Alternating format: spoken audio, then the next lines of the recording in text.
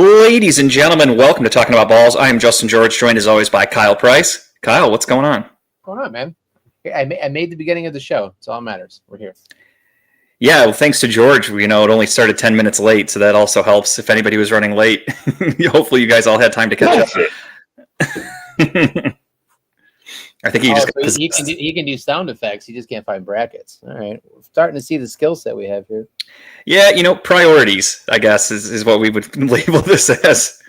George doesn't have his in a row, but yeah, no, we're here. We're live. I'm just sharing the show, so bear with me here. Trying to do all that and getting ready. The episode is, of course, called Holy Szmyt, or Szmyt, however you pronounce his last name technically, but Guardians were big winners Guardians are winners too, but the Browns are big winners on Sunday against the Green Bay Packers thanks to the right leg of Andre Szmyt, and he actually won. I don't know if you saw it. He won AFC Special Teams Player of the Week for that win, so that was really cool. And then the other interesting thing I noticed this week was he missed the first kick, and we talked about it in length. We talked about how everyone wanted him cut. Get rid of the guy. He missed an extra point. He missed a field goal. And I told everybody, I'm like, take a deep breath. Look around the whole NFL. If you look at all the kickers around the league, they all had really, really, really bad week ones. I don't know what it was, but they all had really bad week ones. And nobody wanted to hear it. They wanted Szmyt cut. They wanted us to just go sign a bunch of guys off the streets. And they were like, oh, that can't be any worse. It can't be any worse, blah, blah, blah. And it turns out, take a look at the Atlanta Falcons. It could be worse because the Atlanta Falcons cut Younghoe Koo. They signed, I forgot his name, Parker Romo or something. I forgot his first name. And first game against the Minnesota Vikings, Romo was fantastic. He was like 5 for 5. He fucking won him the game. He was great. And then last week they go to Carolina and he missed every single kick he attempted. And the Atlanta Falcons got shut out. So it goes to show you the grass isn't always greener. Now, hero story. Andre Szmyt, week 2, albeit we got our asses kicked. He hit every kick he attempted. And then week 3 against the Packers, same thing. Hit every kick he attempted, including the 55-yarder for the game winner walk-off. So huge win. But we'll get into that in a little bit. Obviously, this is the beginning of the show. We're talking about bullshit. I personally had a pretty boring week. Thursday, I came home from work. I hang out. It's just me and Teddy on Thursday, so I don't really do much. I watched Thursday Night Football, went to bed, went to work, no big deal. Friday, came home, hung out at the house with Tara. We watched a movie. We watched Together, the new movie with James Franco and his wife, Allison Brie. It's, spoiler alert, not my just the tip, because it wasn't great. It was interesting. I would say watch it, but it's not something I would be like, oh, that was really good. It was an interesting concept. Poor delivery is the best way I can describe it. But, again, worth watching. It was only an hour and a half, give or take. So check it out if you have the time. Saturday, I did pretty much nothing. We went to Crocker Park. Shout out to a guy who will never watch the show, but Garen. I saw Garen. Didn't get a chance to talk to him, but I was backing out of my parking spot, and I just see this guy driving by in a muscle shirt, and I'm like, in my camera, I tell Tara, I'm like, that looks just like fucking Garen. And sure enough, I got behind him. I'm like, that's Garen. So yeah, we went to Crocker Park, went grocery shopping at Trader Joe's. Haven't been there in a while, so I wanted to stock up on some stuff. And then that was it. Came home Saturday. Tara had a ladies' night at my sister's house, and I stayed home with Teddy. I ate an edible, and I watched college football. I watched the movie Friendship. I'd been meaning to eat an edible and watch that movie a second time, and it's even funnier when you're under the influence. And yeah, that was pretty much it. I played video games, watched college football, watched a movie, and that was my Saturday night. It was really, really lovely. Sunday, nothing special. I watch football all day Sunday. I don't leave the house, so that's pretty much it. And then here we are. Work, come home, do the show. Sounds like pretty much what my week was. I let's see, worked most of the last week. Then Saturday, we had an MGA tournament. I ended up winning the tournament, which I've never had. Did you play? Congratulations! First time ever. Shot an 84. Did you win like the $1.30 or whatever the prize money usually is? I think like $1.76 or whatever. Okay. I have the big check. It's downstairs right now. I got to figure out where to put it at. But no, it was just a good day of golf. first 3 holes I was putting for birdie, and I missed them and hit par instead. But I like that course. It plays to how I play pretty well. But yeah, ended up coming in first. I won by I think 1 or 2 strokes. First time ever. It was great.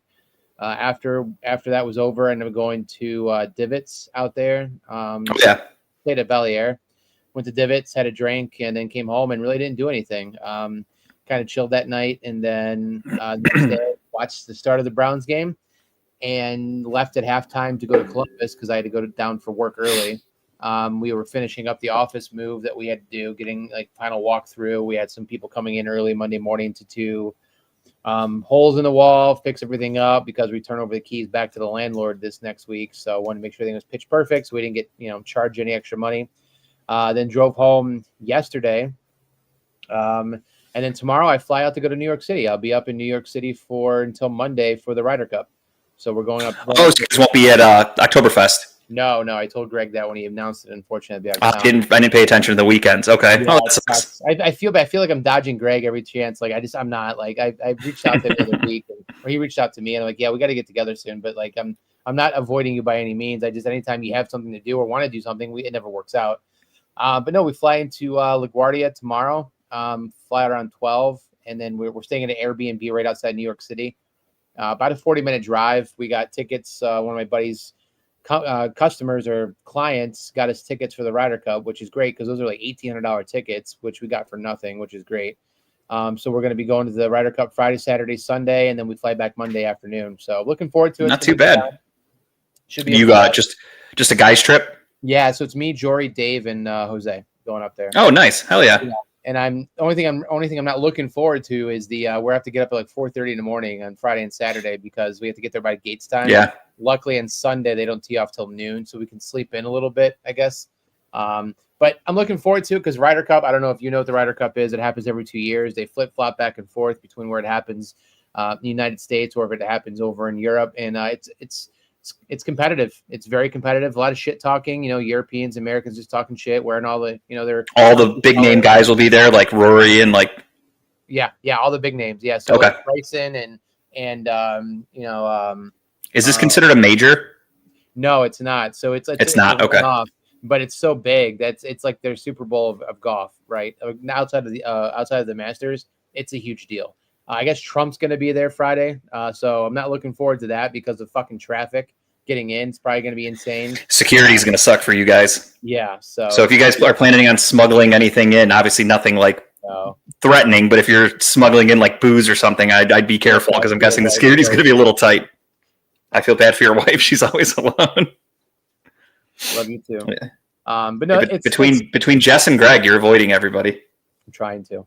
But no, it's for sure a bucket list item to check off. So, do it. No, that's really cool. Yeah. So it's going to be fun. So I'll have a full report next week of everything we did and whatnot. So I'm looking forward to it, but yeah, no, not a very exciting week by any means. Just work and some football in between and I missed 2 parlay bets by 1 leg. So I'm back to normal again, back to doing my normal bets again. So yeah, here we go. Yeah. I missed a couple parlays over the weekend because I threw in the Packers in most of them because I thought it was a fucking lock that they were going to beat the Browns. So I'm like, well, just to spice it up a little bit, let me throw in the Packers money line. And next thing you know, they all lost. I hit a couple, but nothing crazy. Hit a couple baseball bets last night, so that's cool. I like just doing stats are fun, or I'm sorry, not stats, but I guess stats. Doing the stat bets are fun, but I also just like doing games. I think money lines are fun and just rooting interest instead of because crazy things can happen. I had one yesterday going for only a few bucks, but I had a long pitcher strikeout parlay, and Brady Singer was the first pitcher that started last night for the Reds, and I had him at I think 4 strikeouts because he had been averaging at least 4 strikeouts for his last 8 starts. So I'm like, okay, I'll take him at 4. It was actually weren't even good odds because he's so used to getting 5 or 6 strikeouts. And next thing you know, I'm watching the game because I have the MLB thing, and he's at 3 strikeouts. His pitch count's getting a little high. I'm getting a little nervous. I'm like, come on, dude, just one more fucking strikeout. Gives up a couple base hits. All of a sudden, out comes Tito chewing some bubble gum, pulls him 3 strikeouts. I'm like, all right, that parlay is fucking dead already. So those kind of suck. But watching, I had one last night, which was actually really fun for me because I had the Yankees and the Mariners in a parlay, and both of them won at the end. So the Yankees walked off. They were down 2-1 in the bottom of the ninth, and they ended up winning 3-2. That was really cool to watch. And then the Mariners were losing to the Rockies 3-1. Bottom of the eighth inning, bases loaded, 2 outs. Josh Naylor's at the dish, hits a bases clearing double, and the Mariners win 4-3. So that was also really fun to watch. So yeah, just doing money line parlays. This is the best. This is the best part of baseball season right now. Like, and that's why I'm picking, like, the Yankees needed a win to clinch, and then the Mariners needed a win to clinch. So I was like, okay, these teams are playing for real tonight. So I'm like, I'm going to bet both of those two. And then sure enough, they both hit. I wasn't ballsy enough to touch the Guardians game yesterday. What a game that was, though. My God. That was awesome. Thoughts and prayers to David Fry. I guess he's healing up pretty good, but that was fucking nuts. That was truly one of the most, like, gut-wrenching things I've ever seen on a sporting event ever, because I've seen damn near every injury. I've seen guys, JOK last season. I've seen guys hurt their neck, Ryan Shazier. I've seen guys, like, damn near get paralyzed on the field. It's awful. I'm not, like, saying that I'm numb to it, but I've seen guys get really hurt. I've seen legs snap. I've seen ACLs, ankles snap, etc. Seeing a guy get hit in the fucking mouth and nose with a baseball 99 miles an hour is something that I'll never forget. And now there are still photos coming out where my friend and I are debating if is that a tooth coming out. He's like, I think it's just his lip skin. I'm like, dude, I think that's a tooth. It's white as fuck. So I'm like, I don't know. Let me see here, because I just yeah, it looks like a tooth. Are you talking? I think it's a tooth. Can you that one? Yes, I think that's a tooth. Yeah, I absolutely think it's a tooth too. Like, it popped out. Like, that is insane. But I can't believe. So, did you see the update on it? Like, the status update from the Guardians? He doesn't require. Yeah. It doesn't. No, they just said he has some minor fractures, 6 to 8 weeks, no surgery. Yeah, that's crazy. No surgery, just kind of heal on its own, basically, and go from there. Obviously, he's not going to play the rest of the year, but still, I mean, that's insane to be. I thought it was going to be like orbital mouth construction. Like, they're going to have to, like, wire his jaw shut. Like, I thought it was going to be bad. Quick shout out though. Because of that, though, I think that's what fucked with Scooble, and then that's 100%. That inning.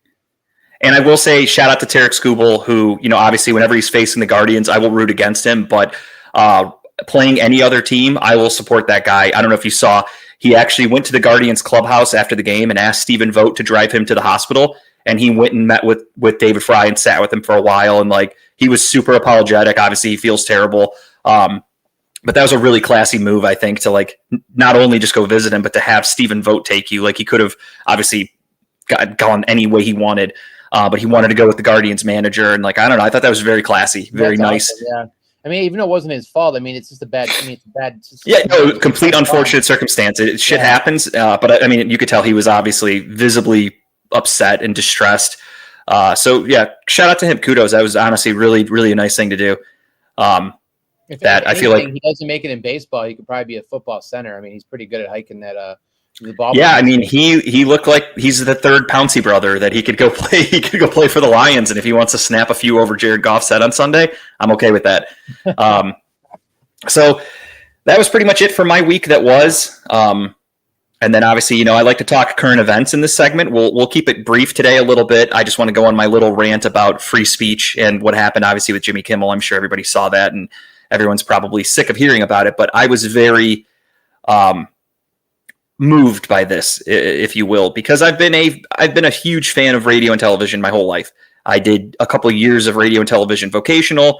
I was a weirdo in high school and everything. I used to smuggle in back in the day. They didn't have wireless headphones. So I had a portable radio and I'd run the cords up my sleeve of my hoodie and I'd put a little earphone in and I'd listen to the Howard Stern show back when he was on 98.5. I've just always been a huge fan of talk radio and, like, free speech and Howard Stern.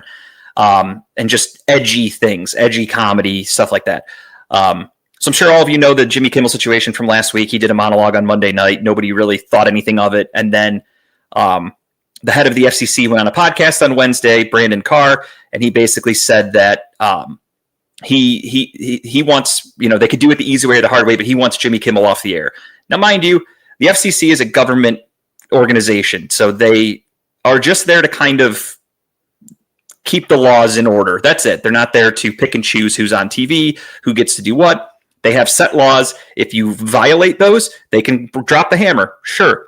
Jimmy Kimmel didn't violate any FCC regulations. He just wanted him off the air because he talks bad about Trump, and Trump doesn't want him on air. So that's where I got offended of the government's not supposed to be infringing on things like that. And this, for me personally, goes for whatever. I was texting with people about it, and I said, I don't give a fuck if it was Jimmy Kimmel, Greg Gutfeld, I don't know many conservative people on TV, but like any of those guys, like I would stand up for free speech for any of them if this happened, because the government doing it is too far. Everyone tried to use Roseanne as an example. That's a horrible example for people. I tried to explain that to them as well. Roseanne was fired because she was doing things that ABC didn't like, and ABC shit-canned her for it, and she wasn't doing it on TV. Jimmy Kimmel was fired for what he said on TV. For those of you that know how TV functions, every script, everything you do on TV or say on TV is passed along to standards and practices. You have to give that to them, and that happened with South Park. But before an episode of South Park airs, and a lot of people might not know this, Comedy Central has to take a look at it and approve it. And they might tell them, hey, you can't do this joke, you can't do that joke, and they'll have to edit. But the fact that Jimmy Kimmel was okay to go on TV and say that means he didn't violate his contract. He didn't violate the FCC. They just wanted him off the air because he was making jokes about Trump, which, whatever. The late night talk show hosts have been making fun of government people, presidents, whatever, forever. This goes back to like the fucking 70s with Johnny Carson. So quick rant, obviously Jimmy Kimmel's back on air, Nexstar and all them are still being pieces of shit. This is a weird situation because the head of the FCC is contemplating changing the rules of the FCC and letting Nexstar merge to own more than 39% of streaming channels, which is not allowed by the FCC. That's always been a regulation, but he's thinking of changing that. And he basically said if they get rid of Jimmy Kimmel, that's, I would really like that. So Nexstar said, all right, pull him. They told ABC, take him off the air. We're going to pull your stations. So the pressure from the FCC caused Jimmy Kimmel to be taken off the air, which is a huge 100% violation of the First Amendment. And that's something that, again, conservative, left wing, right wing, chicken wing, I don't care. I don't want somebody getting their free speech infringed on by the government. Again, if your work fires you for saying something, that's another analogy I saw from people. Shout out to Kyle's buddy Jamie. He loved to use that one and go, words have consequences. I can get fired for this. And I said, dude, that's not even the same situation. Your work and the FCC have different rules and regulations. That's what I was trying to get people to understand. So long story short, Jimmy Kimmel is back on air. As of last night, I stayed up and watched it. It was a really good monologue. He's a very emotional guy. I've watched Jimmy Kimmel a handful of times. I don't really stay up for late night shows, but I thought his first episode back was great. He still made fun of a bunch of people. And, I'm looking forward to South Park tonight also. I don't know what they're going to be about, but I assume they're going to be touching some subjects that have happened over the last few weeks, and I'm looking forward to that. But fuck the FCC and stop infringing on people's First Amendment rights, you fucker, Brandon Carr. And that's all I have to say about that. Again, this goes for anybody. Nobody's First Amendment should be infringed upon ever. So thank you for letting me get that off my chest. Yeah, I don't have enough of looking into it to have an opinion right now. I've honestly just been too busy with shit, but I pay attention to a little thing here and there. I think what you just do, just to echo what you said, I think it is bullshit that if ABC would have stepped in and said, look, we're firing you, we don't like you because we are not fans of what you said, that's one thing, right? But how it went about, and again, I haven't researched it, but if it went about the way you're saying it went about with FCC, who's a government controlled entity stepping in and putting whatever, then that's the whole wrong way of doing it, right? So I agree with you on that. But I also agree that some of these people who out there who are getting fired from their jobs from shit that they are saying on social media, that is a full-on one of those things that words do have consequences. Companies don't have to be employed, right? So there's two different scenarios there. Like, the fallout from this whole Kirk thing it's been interesting, to say the least. It's been, a lot of people are saying, well, it's really showing people's true colors. Yeah, maybe. But at the same time, everyone's walking on eggshells right now. Nobody knows exactly the right or the wrong way to say. It's like I've said it a million times. Who we are now, who we were 20 years ago, it's not the same country. It's just a weird era that we're living in. Every day I open my Facebook or TikTok or whatever, and I see an update on somebody who went online and made fun of Charlie for getting shot, and then update, this person just got fired, right? It's like people aren't hesitating. They're just whatever. They identify, and people online will find you, right? That's the thing too. Like, you might think that what you say in the comfort of like what we say on this show, even though maybe not a lot of people watch it other than our core group of people, if we went off the rails and said something extreme that was horrible and someone got wind of it and then all of a sudden like resent it to everybody and then it got wind back to my company, your company, they have the right to fire us if they want to. For sure. Because we are the representation of their company on or off the clocks, right? So that's what's interesting is you always have to watch what you're saying. But no, I don't agree with the fact that a government entity stepped in and pressured them to make a decision. ABC would have done it. It's whatever, right? But no, this is a whole different scenario. So I agree with you. I just haven't done enough research to really have a full hard opinion to be like, here's what I think or don't think. But based on what you just said, I do agree. Yeah, basically, long story short, the head of the FCC went on a podcast last Wednesday, and this was, again, 2 days after the Kimmel monologue. Nobody cared. Nobody had said a word. It didn't even make news. I didn't even know about what he said until after the podcast. And he basically said that he wants Kimmel off the air, and they can do this the easy way or the hard way, which is a direct threat from the FCC, which is not a good thing, but he's the head of the FCC saying that. And then currently, Nexstar is in talks to acquire a huge, like $6 billion merger to acquire more stations where they can control what gets put on those ABC affiliates and all that stuff, which, again, used to be illegal, but Brandon Carr had mentioned that he's thinking about loosening the laws a little bit. And that would give them more than the 39% because they'd always had a rule of no one organization can own more than 39% of what you're seeing on TV, because then it could get weird where like you're flooding people with only what you want, like propaganda stuff. So that's always been a rule. He had hinted that he would change that. So the company that's trying to do this merger that needs him to approve their merger is Nexstar. And they're like, okay, you want Kimmel off? We want this merger. You scratch our back, we'll scratch yours. So that's when they told ABC, we're pulling Jimmy Kimmel from all of our ABC affiliates. So it was basically Nexstar who did this, not ABC. But ABC kind of bent the knee to Nexstar and said, okay, we'll suspend him. The reason they suspended him and didn't fire him is because firing him would have been a major breach of contract where he would have instantly been able to go to the Supreme Court and sue. But they suspended him. So technically, they could have let this suspension go for as long as they wanted. He just would get paid. There would be no show.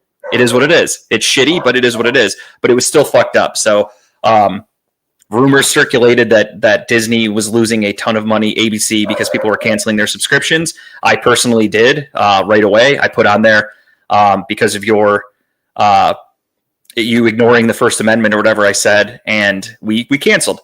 And I told Terry yesterday, I joked, and I said, all right, we'll watch this first episode of Jimmy Kimmel. We'll see if he makes jokes or if they make him like apologize and be a little bitch, and he didn't. So I said, all right, let's get Disney Plus and Hulu back.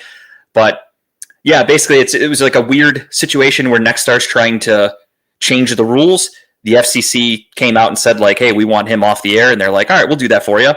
And then the other weird thing is, of course, Trump's tweeting like, all right, good, we got Kimmel. Now go after Fallon, go after Seth Meyers. Like very weird things for the president to be doing, which, again, would be major breaches of the First Amendment.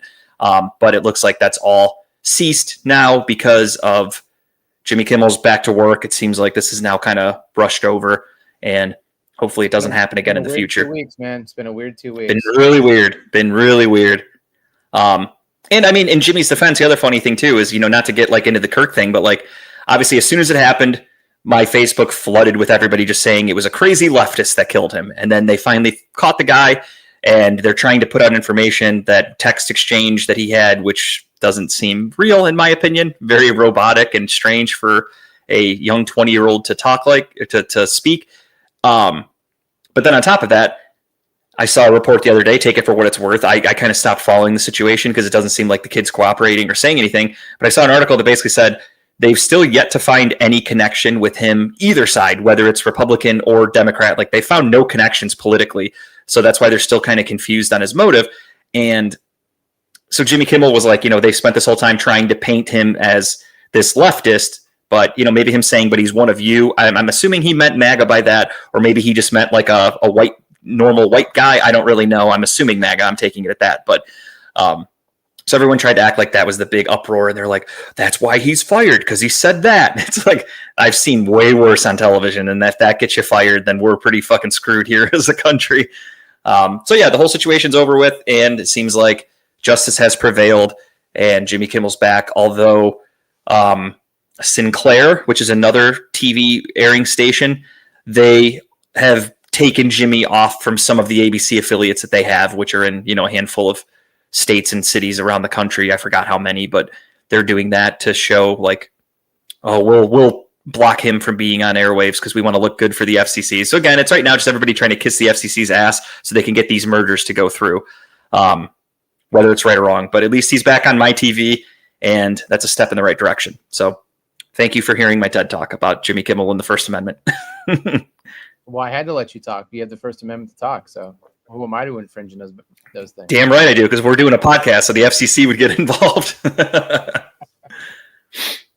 But yeah, no, I was really pissed about it because again, I kept trying to tell people like instantly people are just commenting and they're like, "Ooh, that's what you have consequences, and you didn't say all this when Roseanne got fired." And I just went off. I'm like, this is fucking apples to oranges with Roseanne. This is a guy who's getting his First Amendment rights infringed upon, and at some people point still just want to argue. And I'm like, in your life, my friend, you're going to realize that it's not worth the effort of getting involved in arguments anymore. I've kind of learned to come with that.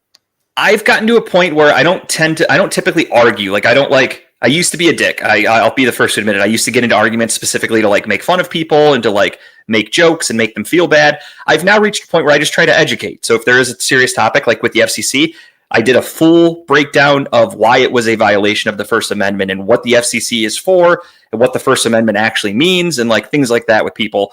And again, I wasn't mean. I wasn't insulting. I just told people like, here's the definition of why this is an infringement of your First Amendment right. And I'm just trying to educate people. So next time they get in a conversation, maybe they don't use their dumb rhetoric of like, "Whoa, they fired Roseanne." Like, I'm just trying to help people not sound stupid sometimes. So that's all I try to do is educate. So it's more so not an argument, it's education. I've just learned, I think, in the last 4 years of my life to sit back and kind of let people just talk themselves into what they want to believe. And then, it's not worth arguing. It's like I had my one cousin took it as me just defending Jimmy Kimmel over Charlie Kirk. So she, of course, was like, "Charlie Kirk was a great guy," and went on this long she sent me like a paragraph or two of Charlie Kirk and her love for him. I'm like, "Hey, you're a fan of Charlie Kirk. Great." I'm like, personally, I don't really care about him. This post has nothing to do about him. This is about the First Amendment and Jimmy Kimmel. Like, this isn't meant to be political and defend the shooting or anything like that. This is just simply, here's what's happening with the Constitution. That's all I'm trying to lighten you up to. And she didn't respond to my response, but I basically told her that. I'm like, I'm not trying to argue politically. I don't give a fuck if you like Charlie Kirk or if you don't like Charlie Kirk. That wasn't nothing to do with my post. So again, I just now try to just educate people. And I'm pretty brief. I go a couple back and forths and then I move on when it becomes talking to a wall, which most of those conversations tend to get that way quickly. But with that being said, we have a Browns game to talk about, a Browns win to talk about. We have buzz balls to drink. We have so many things to do. George says it's a trap game. George, I don't think it's a trap game. I think the Browns defense is just really fucking good, and they beat the Packers because their defense is great. A trap game will pretty much be anybody that plays the San Francisco 49ers for the rest of the season because the Niners are without George Kittle. They are without Brandon Ayuk. They are without Nick Bosa now for the season. Brock Purdy's still banged up. The Niners are banged up, George. So stop trying to make my Browns look bad here, okay, bud? But with that being said, it is time. I hope you have yours, Kyle. So I don't have the actual buzz ball. My gas station sells the big sippers. That'll work. But I went the American one because of the Ryder Cup weekend, so I had to go with the Patriotic. Is it like a bomb pop? It's kind of blurry. There we go. Okay. Big Sips America. Yeah, so I figured out with the America one just to... I am rocking a berry cherry limeade. For those of you who can't really see it because my light's reflecting. I have a couple of those, and they're like, nah. I don't mind them. I had on Sunday when I did the video in my backyard, I did the passion fruit margarita. I think Tara found that for me one day, and she just brought it home. And it's been sitting in the fridge for a couple of months because I've been waiting for an opportunity to drink it. And it was fucking delicious. And then Bo, your buddy Bo, he commented on my post the other day, and he asked me if I had the what do you say, jalapeno? Oh, yeah. Fuck, I forgot the flavor. The jalapeno mango. Jalapeno? No, it wasn't jalapeno mango. It was something. It's a new one. Jalapeno pineapple, I think, is what it was. Okay. So I haven't seen that one yet. So I was like, I would try that. I'm not a huge spice guy, so I might not like it, but I would try it. I just have to find it. I haven't seen that flavor yet. This company also makes like the they make a cookies and cream one, and then they make a morning cereal one, which is like a fruity Pebbles type taste. That one actually sounds really fucking good. I would get down with that. That's it. pretty good. So I recommend So it. If you ever come across it, called Big Sips, and they make it. So I just saw a commercial the other day for BuzzBalls on social media, and they have Lil Dicky is their new spokesman, and they have a new flavor. They have grape. oh, I've had the grape. Oh, I didn't know that. I've never had it. So he did a commercial, and it was him and Gata from the show Dave, and they're like working out. They're all wearing a bunch of purple. Everything's fucking purple. They're all holding purple BuzzBalls, and they're grape. And I saw that commercial, and I was like, hell yeah, Lil Dicky supporting BuzzBalls So now? I've had the grape, and then I actually had the tea, too. Have you had the sweet tea one yet? No, I don't like sweet tea a ton, but I haven't seen it. I don't know if I would like it, but I would definitely try it. It's like it's lemon tea, but I've had that one. It's actually pretty decent, too. It's just Okay. like a Mike's Hard tea or whatever you want to call that. It's pretty good. Interesting. Yeah, no, I'll check that out. I got to find them. I haven't really. I typically grab mine from. There's a Mark's right by my work, and they have a bunch of BuzzBalls, but their flavors have been kind of lacking lately. So I'm gonna have to branch out and start looking elsewhere.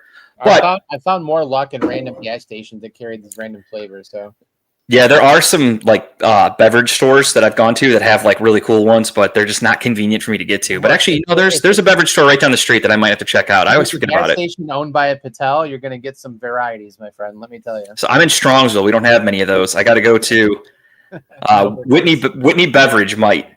Yeah, no, Strongsville. We don't let that fly here. There's not many of those. All right. Well, with that being said, let's crack them. I always struggle to get my finger under the cap. They need to work on that. Oh, this one's actually pretty easy. So, ladies and gentlemen, without further ado, go Browns. Browns get the W. Talking about BuzzBalls. Crack them if you got them. Cheers.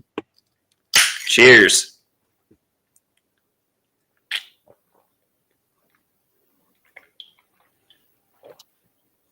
America. How was it? It's like freedom in my mouth. Is it like a bomb pop? It tastes just like a bomb pop. Okay. Not too bad. What am I looking at here? With a little more bite at the end, but it tastes just like a bomb pop. Yeah, that'll happen. I mean, truth be told, this cherry berry limeade kind of tastes like a bomb pop actually as well. Guardians update 0-0, bottom of the second. Boston is up 3-0 already in the first against Toronto. So that's more something to keep an eye on because if the Guardians lose tonight, we drop back into the wild card. If we win, we go up, we stay up in the division, and Detroit then drops a little further in the wild card. So a lot of moving parts to look for this week. We'll talk about all that and more in a little bit. But Browns get a huge W. George put the It's a Trap up there again because he likes to take jabs at the Browns because they're a better franchise than the San Francisco 49ers who just continuously choke, and they're going to end up firing Kyle Shanahan because they haven't accepted that he's just not going to take them anywhere. But we'll get to that in a little bit. Did he say dream on? I think that was either George or Steven Tyler of Aerosmith. Oh, I thought it was the alien that said it's a trap. No, I thought it's a dream on. I didn't understand what it said. It might have been it's a trap. Or maybe. But yeah, yeah, who knows with George? Guardians or Browns get the W. They looked like shit for about out of a 60-minute game for about 55 minutes. They looked terrible, and they were getting shut out 10-0 for most of this game. And I was pissed. I was texting everybody, and I was like, "You got to fucking pull Flacco. Like this is embarrassing." My thoughts on the matter were, if you're going to get shut out with your fucking rookie. If Joe Flacco can't move the ball, you can't score. You're getting shut out. What's the difference between putting in the rookie? I know the rookie might make some mistakes, which then will, jack the score up a little bit. But again, if you're getting shut out, what's the fucking difference? Put in somebody else. Joe Flacco decided to wake up late in the fourth quarter, complete some passes, move the ball downfield. Thanks to a Grant Delpit interception, thanks to a huge couple of runs from Quinshon Judkins, blocked field goal. Browns were able to get themselves into position to win the game, in which they did 13-10. They scored all 13 of their points in the final 4 minutes of the game. Oh Jesus, that's hitting you hard, huh? Getting old. Oh shit. The burnt tastes like a bomb pop too. So go ahead. Sorry, Daniel Schneemann just hit a lazy grounder to first base, and it took a bad hop and skipped right over the first baseman. And first baseman literally just stood there or Torkelson, it was Spencer Torkelson. He watched the ball go over his head. And he just stood there and like stared at his glove and made somebody else go get the ball. He didn't even move. So Schneeman's on second base. But I was going to say, go ahead, sorry. We're going to move to Gabriel at some point this year. When do you think we make that move? I think it's going to be either right after London. Two factors, though. First one's going to be how do we do in the next few games? So obviously we have Detroit this Sunday, and then next week we're in London to take on the Minnesota Vikings. Minnesota has a very good defense. Their offense isn't that great now with Carson Wentz. Best defense in the league behind the Browns. That's going to be a fun game. Minnesota's defense is right there as one of the best. They took a step back when they played the Falcons, but I believe that was mostly because they did not have Harrison Szmyt. I think Harrison Szmyt returned on Sunday, and he really helps their defense. And their defense was great. They shut down Jake Browning and the Bengals, but I think it really depends on how Flacco looks. If Flacco looks just awful, like he did for most of the game on Sunday, to the point where the Browns aren't scoring, they're not moving the ball, you eventually are going to have to make the switch. But if Joe Flacco can make us look competent, maybe win a game or two out of these, because again, I think with Carson Wentz at quarterback, the game in London is a little easier. My only concern there is that Minnesota's got a little bit of an advantage. Minnesota's actually going there this Sunday. So the first international game of the season is the Minnesota Vikings against the Pittsburgh Steelers this Sunday at 9:30 a.m. Then next week, the Browns take on the Minnesota Vikings in England. So Minnesota's going to be there for 2 weeks. They get a little more acclimated to the time change. That actually, going there, not too bad, if I'm being honest. My method when I went to Germany was you arrive, stay up, and just go to bed at your normal time. Your body adjusts quickly. That's exactly what I did. It worked perfectly. Getting up for work was no problem. Going to bed at I would go to bed at like 10 or 11 at night, which I'm 6 hours ahead. So basically I'd be going to bed at like 4 p.m. But I got adjusted instantly. Coming home sucked. Coming home was fucking terrible. Because my flights all got delayed. My schedule was all fucked up. I arrived in Cleveland at midnight on Sunday night, give or take. And my internal clock was at 6 hours ahead. So it was 6 a.m. So I was basically running an all-nighter. Then I had to go to bed. I had to wake up with the baby. I was fucked up for that first week I got back from Germany. But getting there, not too bad. So I think the Browns might be okay if they follow that strategy. But Minnesota will have been there for 2 weeks, which, again, is a huge advantage, I think. Minnesota's defense is really good. So if Joe Flacco can look competent in the next 2 to 3 weeks, my concern is I don't want Gabriel to start his first game against Pittsburgh. I don't know why, but I have a bad feeling about that. So the last thing I want is TJ Watt to get like a strip sack or two on Dylan Gabriel in his first career game. So I'd rather wait for the week after Pittsburgh. So gun to my head, if I had to make a decision right now, I am letting Joe Flacco play until we play Pittsburgh. Assuming we're maybe 2-4 at that point, I'm going to Gabriel. Even 1-5, obviously, same thing. Now, if we somehow pull out some fucking upsets over the next few weeks and we're like 3-3 or 4-2, Joe Flacco keeps going. Do I think that's going to be happening? No. So I say Joe Flacco is benched middle of the Steelers game and Gabriel becomes your quarterback. But also I could see the Browns being very competitive in that Steelers game because their offensive line sucks. Aaron Rodgers is old and decrepit, and I think the Browns defense is going to have a field day with him. So interesting. Gun to my head, week 7, Dylan Gabriel is your starter. Yeah, I was thinking that too, like 6 or 7 for sure. But he's going to be our quarterback at some point because you really need to see what you have in him at full game strength and see what he can provide, because then you have to make the next decision of what do you do with Sanders? Do you bump Sanders up now, or do you give Sanders a chance at the end of the season if Gabriel's not doing what you thought he would do? Now, if you're really in the gutter and you're doing bad, now what do you have to lose by giving Sanders some play time at the end of the season, right? To see what happens. And then you've evaluated both your quarterbacks, and you're probably drafting another quarterback next year. Yeah. Now, I think Browns fans are not going to want to hear this. There's a lot of Browns fans out there that are diehard Shedeur fans, and that's totally fair. I'm not here to knock anybody.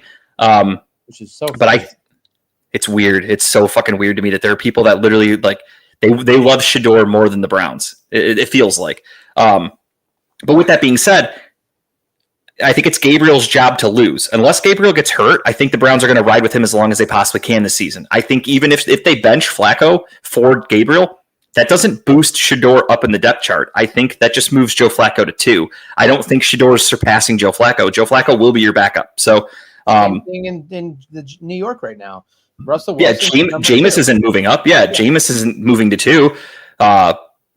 Russell Wilson just moves to 2, and he'll be the backup. And if Jackson Dart, God forbid, gets hurt or something, then they have Russell Wilson to fall back on. But they're not just all of a sudden being like, all right, Russ, you're done. We're like basically cutting you. That's not how that works. Joe Flacco will still be the number 2 once Gabriel's playing. And I don't think Browns fans understand that. I don't think Shador fans understand that. I think there are Sanders fans out there that truly believe that if we bench Flacco and go to Gabriel, they go, as soon as Gabriel starts, we're one step closer to Shador. It's like, no, you're not. You're still 2 steps away, because it doesn't matter if it's Gabriel and Flacco or Flacco Gabriel. You're third. Doesn't fucking matter. I haven't heard any updates about how he's been doing in camp. I don't know. Has he been doing okay in scout team? I haven't seen any updates on him.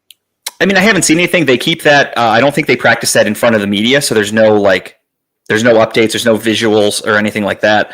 But I heard he gets a few good snaps with the scout team, and what does he call it? Angry dog or something like that. There's a special thing at the end of each practice session where players can get extra reps if they want. And I've heard that Shador he goes out there and gets extra work in like every day. So kudos to him. I like Shador Sanders. I think he's a good person. Do I think he has qualities and tools to be a franchise quarterback? I don't, personally. I was very open about that before the draft even happened. I gave my fair 2 cents on the guy. I think he's a good career backup. If your quarterback gets hurt and you need a guy to start for a week or 2 and you have to go to Shador Sanders, I think you could do worse. Do I think he can lead your team to a Super Bowl? Absolutely not. I don't. So I think he's in a good position. Just let him keep learning. And then all these stories keep coming out that just make him look worse and worse. And I feel bad for him because it's clearly a media pile-on. So I'm sure you saw it that a couple weeks ago there was a story that said the Ravens called him in the 5th round, and they said, or 4th round, whatever, and they said, hey, we're going to take you. And he said, please don't. And they're like, what do you mean? And he's like, I don't want to be behind Lamar Jackson. I'll never play. That's fair, but stupid. Go in and get a job. Take a job. Lamar Jackson could get hit, and he likes to run around a lot. I watched him against Detroit on Monday Night Football. He took a lot of hits. As a Browns fan, every time he takes a hit, I kind of wait a minute, and I'm like, stay down for a minute. Stay down. And then he gets up, and then I'm like, all right, he's fine. Okay, fine. I don't wish injury, but I look for it to happen. So you're like, maybe. Every time he's down, I'm like, is he hurt or is he okay? And then I see him like punch the ground, and I'm like, okay, he's okay. He's just pissed off. I'm like, damn it. But yeah, I mean, you're an injury away. That's football. So that's why I don't think it's that big of a deal. Like if you're going to go be a backup in like fucking baseball, yes, the odds of you playing, like if you're a third baseman and you're on the Guardians, you're playing like once a month at best, because Jose Ramirez is going to play every other day. If you're the backup quarterback, how many backup quarterbacks played last Sunday? Like 6, 5, something like that? There were a ton. It can happen to anybody. So if I'm Shador Sanders, I'm not picking and choosing where I get drafted. I want to go to a good organization. And how cool for Shador if he goes to the fucking Ravens, which I think his dad played there, didn't he? Deion was on the Ravens for a little bit, didn't he? No. Wasn't he? No? Ravens, no. I thought he was there for like a cup of coffee. San Francisco. Those are the 3 teams he played for. That was it. Okay, who am I thinking? Oh, I'm thinking of Shannon Sharp. That's what I'm thinking of. Never mind. Black person. You got it. You're close. Yeah, they're all the same from what I hear. FCC. We didn't say that. Sorry. No, I thought Deion played there. That was my bad. But either way, I thought like, okay, go to the Ravens, and God forbid they win a Super Bowl. You're their backup quarterback. How cool is that? No, he did. I was fucking right. I was right. I knew it. Yeah, he ended his career with Baltimore 2004 to 2005. I could have sworn. Okay, I was right. And he was with Washington too. You forgot Washington. So he was with Atlanta. Atlanta, the Niners for 1 year, Cowboys for 4 years, Redskins for 1, Baltimore for 2. So yeah, he went around. I thought he was there for a little bit. I could have sworn. Okay. So that's what I thought too. I'm like, how cool if he goes to Baltimore where his dad played, and yeah, you're the backup to Lamar. But again, if you're good, you're a 5th round, 4th round draft pick. You're going to have a 4-year contract. Stay out of trouble. Play as best as you can. You're going to stay on that team for a couple of years. Maybe they trade you. Maybe they don't.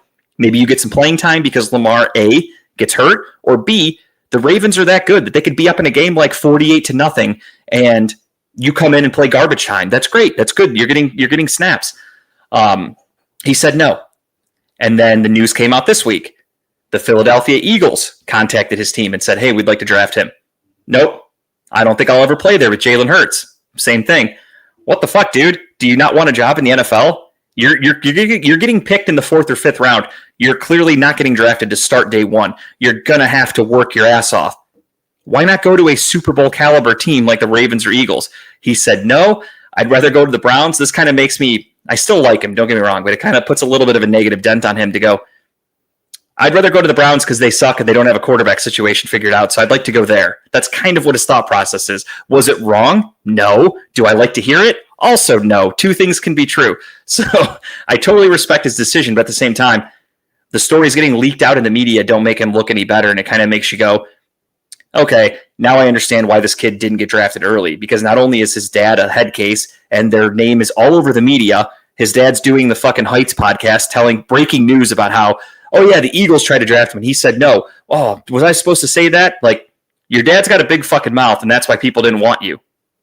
And unfortunately, that's the case. All right, Detroit's up 1-0, sack fly. But I don't think Deion's doing his son any favors by still fucking running his mouth about him. Just let him sit in the shadows and just learn and play football. But Deion just can't do it. Meanwhile, the Colorado Buffaloes suck. And Deion, the one good thing, though, is that his hopes of becoming the head coach of an NFL team are slim to none, in my opinion. So that's one nice thing about what's happening to Deion. Unless he somehow gets paid by Dallas, is the only chance he has is Jerry Jones right now. Yeah, I think I forgot his name. Brian? Jerry Jones' son. Whoever's actually running the Cowboys right now, it's Jerry Jones' son. And I don't think he's going to let his dad make that decision, no matter how fucking crazy his dad is. I don't think Deion will be the head coach there. If so, more power to him. I kind of hope it happens because that would be fun to watch them suck. But I really don't think he will do it. You can't. Deion's not a good head coach. Because he said other shit too. He was like, I never said, how can you sit on the bench and say, I got better today or I learned today or something like that? And it's like, that's the whole point of being a backup is you're supposed to learn and get better. And Deion's like shitting on it. Once in a lifetime talent. He was amazing what he did. One of the best cornerbacks in the league. And to play two sports, there's nothing you can take away from him. But that so impressive. Doesn't always translate into being a good coach, right? You know? No.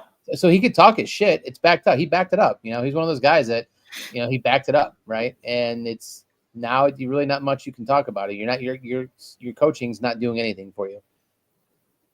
You brought in all those high-profile coaches on your team, on your coaching roster. Like you have a lot of people in there that are like ex-NFL players. I think Warren Sapp's on that coaching. Warren Sapp is. Yep. They brought a lot of different players, other coaches from around the league to be like offensive coordinators or defensive, whatever they were. And you're not doing anything. You're not recruiting talent. Nobody wants to come play for you. So quick funny story about Warren Sapp, actually. When I was at the Hall of Fame with Dan, Warren Sapp came by. Guys were trying to get his autograph. Warren Sapp was honest. He's like, no, guys, I'm not signing. I got to go. And he's like, I got to go. I got to get back to Colorado. And it took me a second, and I forgot he was a coach. So I'm like, what the fuck's he going to Colorado for? Like, he played for the Raiders. He played for the Bucks. Like, what the fuck's he doing? And then I'm like, oh, shit, he works for Deion. That's right. He works for the Colorado Buffaloes. I'm like, okay, cool. Good for him. And then he's standing there waiting for his Uber. And this guy starts talking shit. And this guy's like, hey, Warren, what's up, man? He's like, hey, will you admit that that Super Bowl was from the roster beforehand? Because that was when the John Gruden went from the Raiders to the Buccaneers. And Warren Sapp, like, he was cool with everybody. And then as soon as that guy said that, his fucking eyes went black. And he turned and he's like, boom, beelined it to the dude, got right in his face. He was nice. He was like very, like, he was argumentative, but very nice. And he was basically saying, he's like, how the fuck are you going to try to take away what we accomplished? He's like, you're going to tell me that all those guys out there didn't earn that fucking championship because we had a good defense and we shut the Raiders the fuck down. Like, he was going off on this guy. He's like, we shut them the fuck down. And he's like, well, it's because Gruden knew all the plays or like knew all the players and blah, blah, blah. Like, he was basically just trying to belittle the championship. And Warren Sapp wasn't having it. He's like, how are you going to try to talk shit about my championship and all those guys that busted their asses and played their asses off? He put that guy in his place. It was really funny because this dude is apparently kind of a douche in the autograph community. And he's a regular at these events. And yeah, he got put in his place. And Warren Sapp got in his Uber. He left his fucking day. I guarantee he's never thought twice about that guy. That dude ruined his fucking day because he's all day lamented about that. All he talked about was like, man, you should have seen it. I got into it with Warren Sapp. All I said was this. And he's trying to defend himself to fucking everybody he could see. And I'm just looking at him. I didn't say a word to the guy, but I'm just looking going, man, you look like a fucking idiot to Warren Sapp. Like, that's funny to me. Yeah, it was a cool little moment with Warren Sapp. Would have loved to get an autograph from him, but he was not interested. I could snap you in half. I mean, he is looking kind of skinny nowadays, but he could still snap you in half. Surprisingly, looks small. Looks very, but I mean, obviously he's in his 50s or whatever now. So, but he looks very small. But I'm also a large dude, so most people look small to me. There are a lot of the Hall of Famers that walk by where I'm looking at them. I'm like, really? You were in the NFL? But it happens. I could take it. I'm looking at like Howie Long walking by, and I'm like, really? But Browns get the W. Quinshon Judkins gets 94 yards on the ground. The offense, again, was not good. Jerry Jeudy, I think, had one catch, but he did have some very, very, very impactful pass interference calls that went for the Browns in their favor, which were huge. Joe Flacco had the one interception, which people tried to hold against him, which was a punt. I mean, that it was fourth down. He threw the ball to the fucking inside our red zone, basically, and it was no harm, no foul. If anything, if the fucking Packer player was smart, I forgot who intercepted it, if he would have just knocked it down, Packers would have had the ball almost at midfield with 6 seconds left. Not a ton of time, but you could have at least thrown a Hail Mary.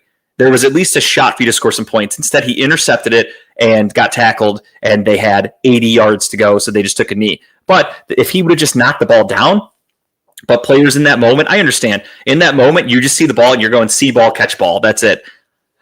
But had he knocked it down, they could have had a Hail Mary. I'm glad he didn't, because knowing the Browns, it would have gone against us. But Browns snuck out with a W. Again, this was a game where the Packers were heavily favored. I believe Vegas had them for the money line at like minus 700 for most of the week, maybe even a little more. They were 8-point favorites, I think, or 7.5, whatever. That's significant in the NFL. A full touchdown is a significant spread, especially for a road team. And there were people doing interviews all week, and they were saying, who do you think is going to be I forgot what it was. It was Fox pregame. And they were going around and they said, who's the best team in the AFC? And they all said, okay, Buffalo Bills. Then they said, who's the best team in the NFC? And they said, Green Bay Packers. And then one of them said, okay, the Packers and the Bills are both undefeated right now. They're 2-0. Who loses first? And then the one guy said, I think it'll be Green Bay, but I don't think it's going to be till like week 9 or week 8 or something like that. And I was like, okay, so they're all going to say the Browns are getting their asses kicked today, which is fair. Again, I bet against the Browns in pretty much every bet that I made on Sunday. And I couldn't be happier to lose money. I always do that. Whenever I bet against the Browns, I look at it and I go, all right, if they win, I'm not going to give a fuck about this money. If they lose, thank you. Thank you for the money. That actually makes the loss a little bit better. So it's a win-win situation. And Browns upset the Packers 13-10. Ugly game.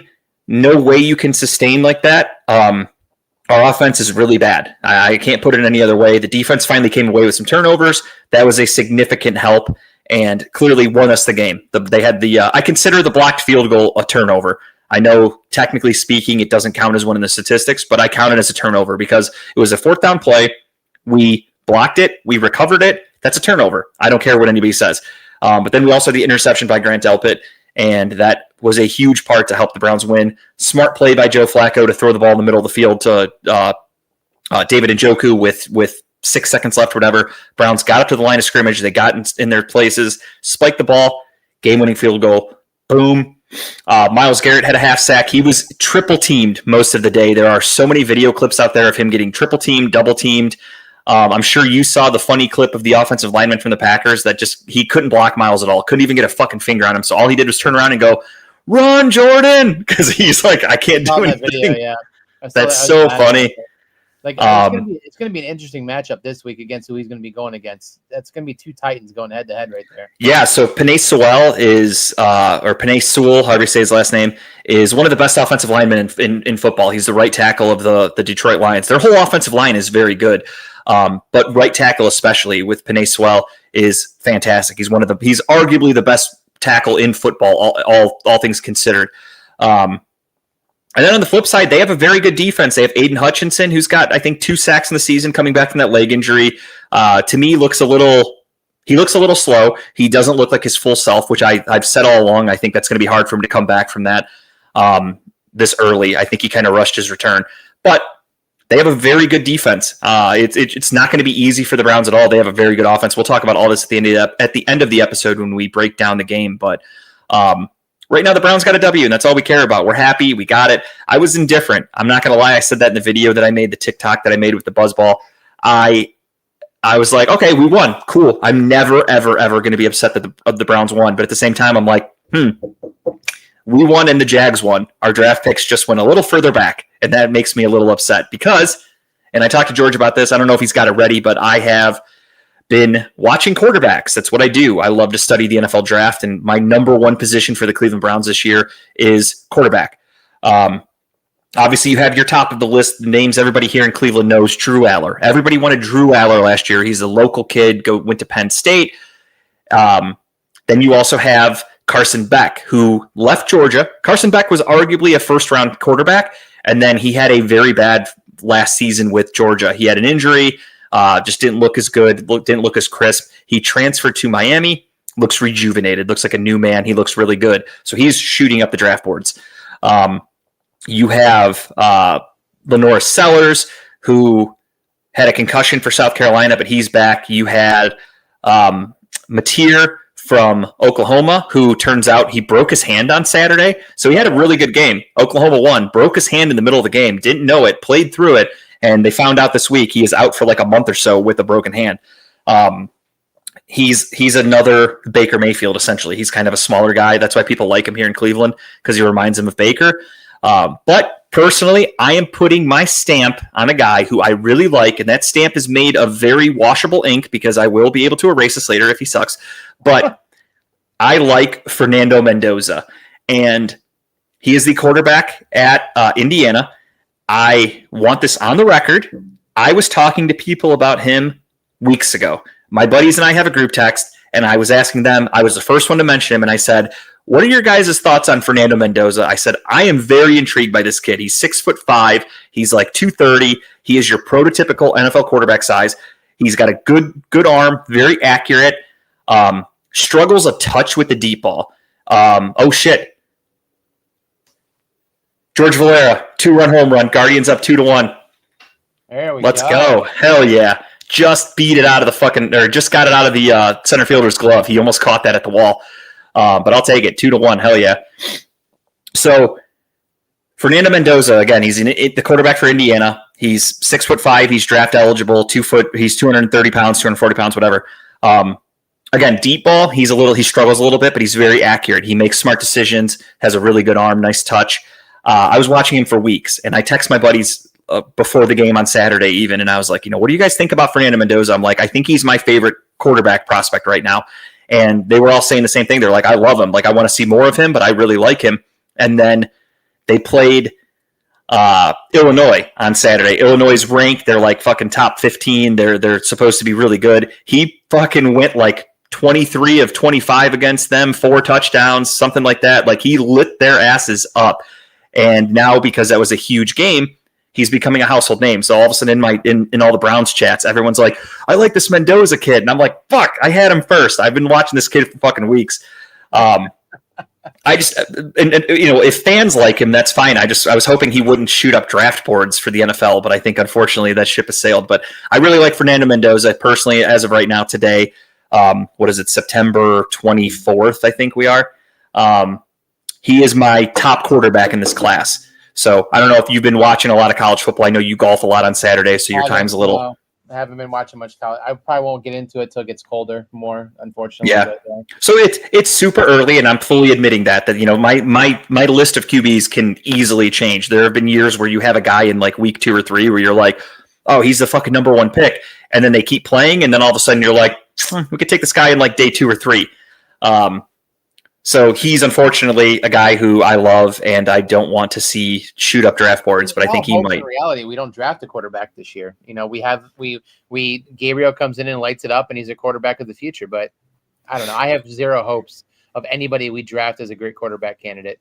So my issue, or not, I won't even say issue, or whatever else, My thoughts on Gabriel is I think Dylan Gabriel's a really good quarterback. I've said this 100 times. I think if Dylan Gabriel, if he were like 2 or 3 inches taller, would have been the number 1 pick in the draft. I think he has all the tools you need as a quarterback. He's smart. He has a good arm. He can make throws, quick decisions. He's mobile. He has basically everything you want in a quarterback, except he's 5'11". That's his downfall. Quarterbacks under 6 foot. It's rare that you find ones that have success. You can name off Drew Brees. You can name off Russell Wilson. There might be one or two others. Kyler Murray's decent. I wouldn't call him, he's a franchise quarterback for Arizona, but I wouldn't consider him like, a Hall of Famer. And obviously he's not an MVP candidate, etc. Baker Mayfield's just over 6 feet, 6'1". He's playing very well these days. So it's rare. If you get a small quarterback, it's rare. I think Dillon Gabriel, and I tried to explain this to people too at the time of the draft because they were pissed off and they're like, why the fuck would you take this guy, blah, blah. And I said, because look around the NFL. And again, I reiterate to last week, you had 5 or 6 backup quarterbacks playing. The Browns look at Dillon Gabriel as a great career backup quarterback, super intelligent. I've said it all along. I think he is a future offensive coordinator / head coach in the NFL. He's that intelligent. I think having him in your quarterback room, if you do draft a first-round rookie next year, is immeasurable. I think it's huge. I think you can't really put a price on that. And for a third-round pick for a backup quarterback, and again, look around the rest of the NFL. Remember when RG3 got taken, number 2 overall, I should say. He was drafted number 2 overall, right behind Andrew Luck. He was the franchise quarterback for Washington. What did Washington do in the 3rd round? They took Kirk Cousins because they said, we also need a backup. So teams do that. You can get a backup quarterback in the 3rd round, and it's a position that's actually very important in the NFL. Other people look at that and they're like, what a wasted pick. We should have taken a safety there. We should have taken a wide receiver. Backup quarterback is just as important of a position, in my opinion, as a lot of others. Because of the injury history with quarterbacks, it's just a fact. Joe Burrow, out. Jake Browning, in. J.J. McCarthy, out. Carson Wentz, in. Mac Jones for Brock Purdy. Like, I'm trying to think off the top of my head. There were other. Marcus Mariota was starting for Jaden Daniels. Your quarterbacks get hurt, so you need to have a good backup just in case they have to start a game or two. And I'm more than okay with Dillon Gabriel as being my once, twice, maybe 3 times a year starter if the quarterback can't play. Full-time franchise quarterback, I don't see it. I just don't. His height. I think he can work around it. At Oregon, his average offensive lineman height, I Googled it one time, I did the math, is like 6'6". So him seeing over tall players as an offensive lineman is not a big deal. There's a lot of people out there that are like, he can't even see over the line. People have been tall in front of him forever in football. It's not a new thing. He went to Oregon. He didn't play at like fucking Wyoming. So his offensive linemen were pretty big NFL caliber players. So do I think he could be a good career backup? Yes. Do I think he could be our franchise quarterback? No. Would I love for him to come in and light it up whenever he gets the chance? Sure. Abso-fucking-lutely. Then you can use those first 2 picks on a fucking Caleb Downs, an offensive lineman. You can take a wide receiver, whatever the fuck you want. I'm just personally not confident in that. So I am on the quarterback tracker. So let's hope we don't have to go that route, but I feel we're going to. Yeah. The one really good thing, and a name I forgot to mention, Garrett Nussmeier. I was big on Nussmeier. If you remember when we did our draft special last year, I had mentioned that I had Nussmeier as like a 3rd or 4th round prospect for the Browns, and then he announced that he was staying in school. But Nussmeier was on my list. I really liked Nussmeier. I still do. But if he keeps playing well, him going to the Saints makes a lot of sense because his dad is their offensive coordinator. So a little bit of nepotism. But we'll see how the season plays out. We'll see how all the players play out because, again, anything can happen. But we will be keeping tabs on quarterbacks, and I would hope that Browns fans do the same because I do think that is a position of need next year. All right, let's recap week 3 around the NFL. George, if you will. Thank you. I got to expand my screen here. All right. Thursday Night Football. Buffalo beats Miami 30. Was probably the weirdest week ever. So I always talk about this guy. If you don't follow him on Twitter, I don't know if you're so active on Twitter. I don't really know if you go on there at all anymore. But there's a guy, it's CLEVTA is his name. Cleveland TA, whatever you want to call it. I don't know what it stands for, but he's a really good follow. He is a dork. He is an analytics nerd. He shows graphs and charts and stats that you couldn't even imagine. He's pretty good with picking. Like, he'll give you guys like Thursday Night Football. He'll be like, throw a couple bucks on this guy for first touchdown. And it's a guy you've never heard of. And then sure as shit, like that guy will get a touchdown. And he's like, yeah, this defense is really bad against tight ends. And this guy comes in and plays, he does all the fucking research. And in terms of just looking at other statistics for games and stuff like that, he does all that. He loves it. He's a stats nerd. So he had mentioned, he said week 3 in the NFL is typically the most upsets of the year. It's a crazy week. Sure enough, look at some of the upsets. You got the Browns beating the fucking the Packers. You've got the Bears beating the hell out of the Dallas Cowboys. I would even consider the Lions beating the Ravens an upset. I personally would. Some of the other games, the Carolina Panthers shutting out the Atlanta Falcons 30-0. Not even just beating them, shutting them out.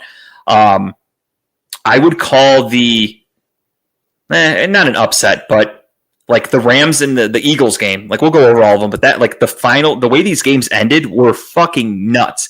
And he was right when he said that week 3 is the craziest week every year. He was dead on because how many blocked field goals did we have? How many crazy endings happened?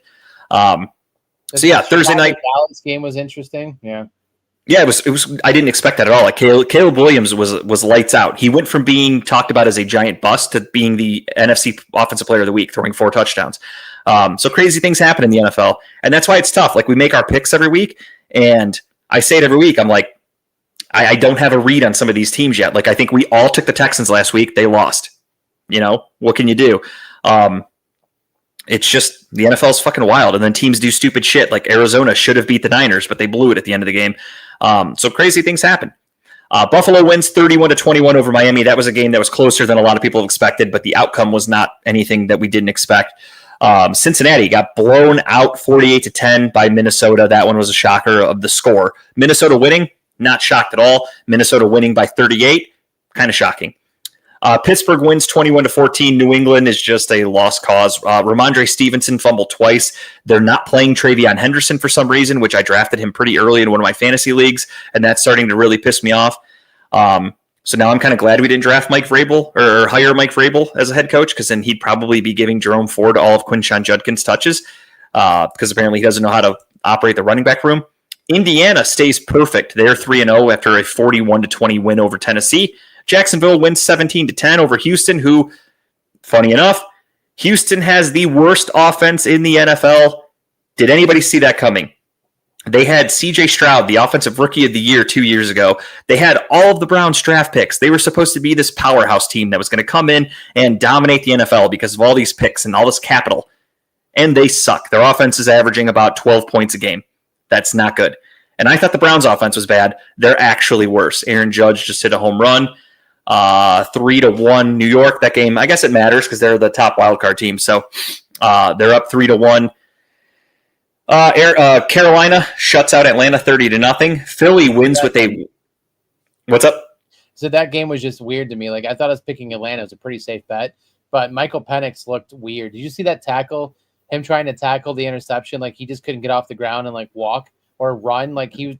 No, I didn't see it. There's a video of him after he throws the interception. He's running over to try to make a tackle, and he like slips. But him trying to get up and try to run again. Someone described it as like if you're trying to run away from like Michael Myers in your sleep or a nightmare, and you're trying to run away where you're going somewhere, but you're really not going anywhere. And it looked just like that because he was all over the place.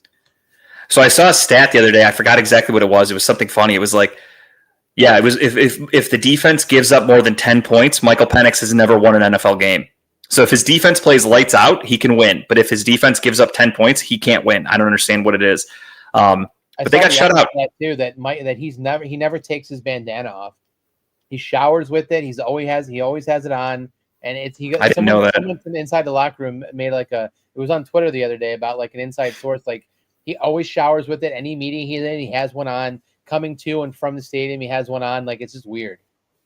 That is very strange, actually. But hey, more power to him. That thing horrible, I'm sure. I can only imagine. I mean, it smells like he plays very bad. LA loses to Philly with a blocked field goal to end the game. That was a game I was pissed because LA was winning that game for most of it. I picked them as my upset game because I was like, I have a good feeling about the Rams this week. And then the blocked field goal ended my dreams there. Speaking of blocked field goals, the New York Jets block a field goal, return it for a touchdown, give the ball to Baker Mayfield. Baker drives down, game-winning field goal. 3 in a row, baby. MVP 3 in a row for Baker. He has had 3 straight game-winning drives against teams who are a collected 1-8. By the way, for those of you keeping score at home, the opponents he's beaten are 1-8. Washington beats the absolute piss out of the Las Vegas Raiders with Marcus Mariota 41-24. Cleveland, of course, wins 13-10. In a nail-biter, the Chargers win at the last second with a game-winning field goal to win 23-20 over the Denver Broncos. They are 3-0, and they are 3-0 in their division. That's huge. All 3 of their first games have come against division opponents, and they have beaten all of them. Seattle wipes the floor with New Orleans 44-13. San Fran wins late against Arizona 16-15, but they do lose Nick Bosa for the season.